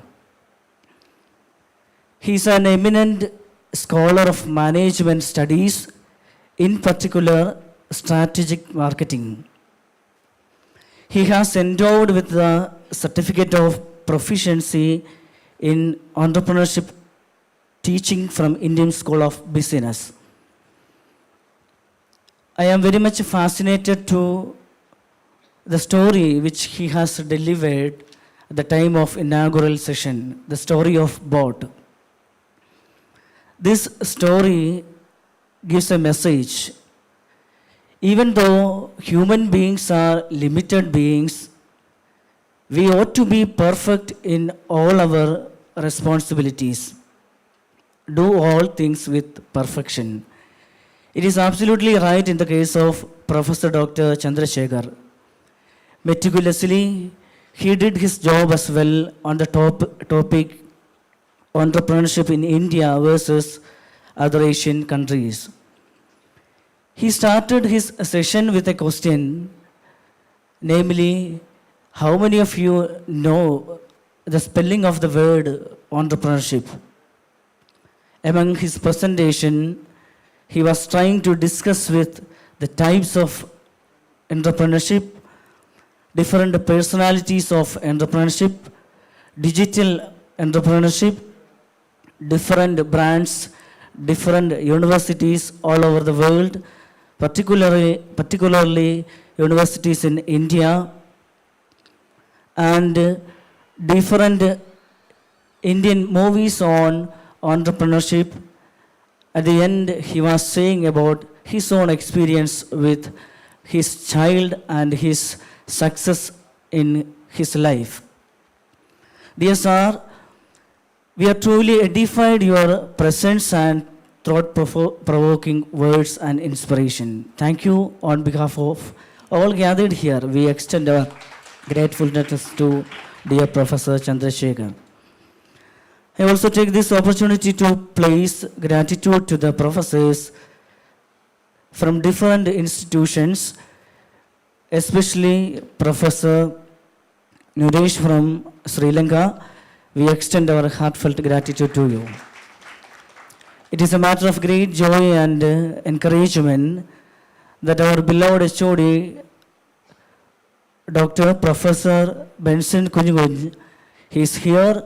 He is the backbone of the institution, especially backbone of our PG Department of Commerce as well as the backbone of this international seminar. Thank you, dear sir. I thank all the teaching faculty, especially Professor Dr. Jacob Thomas, for the beautiful welcome address to this second technical session. Thank you, dear sir. I thank all the delegates and colleagues on and off Kerala for your keen attention and support to this second technical section. Thank you all. I also extend my gratitude to all who helped directly or indirectly for the success of this second technical section. With this, I remain. Thank you all.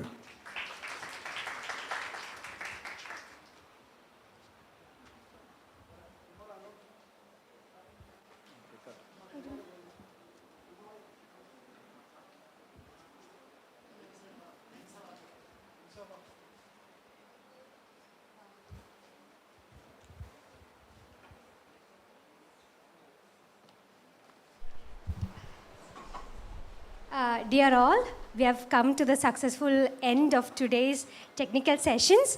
Thank you all for your patient support and presence. Tomorrow morning, our session will start at 9:30 a.m. sharp, and it will be led by Dr. R. Kannan of Madurai Kamaraj University. I expect your presence and support tomorrow also. Have a great day. Thank you. Sound system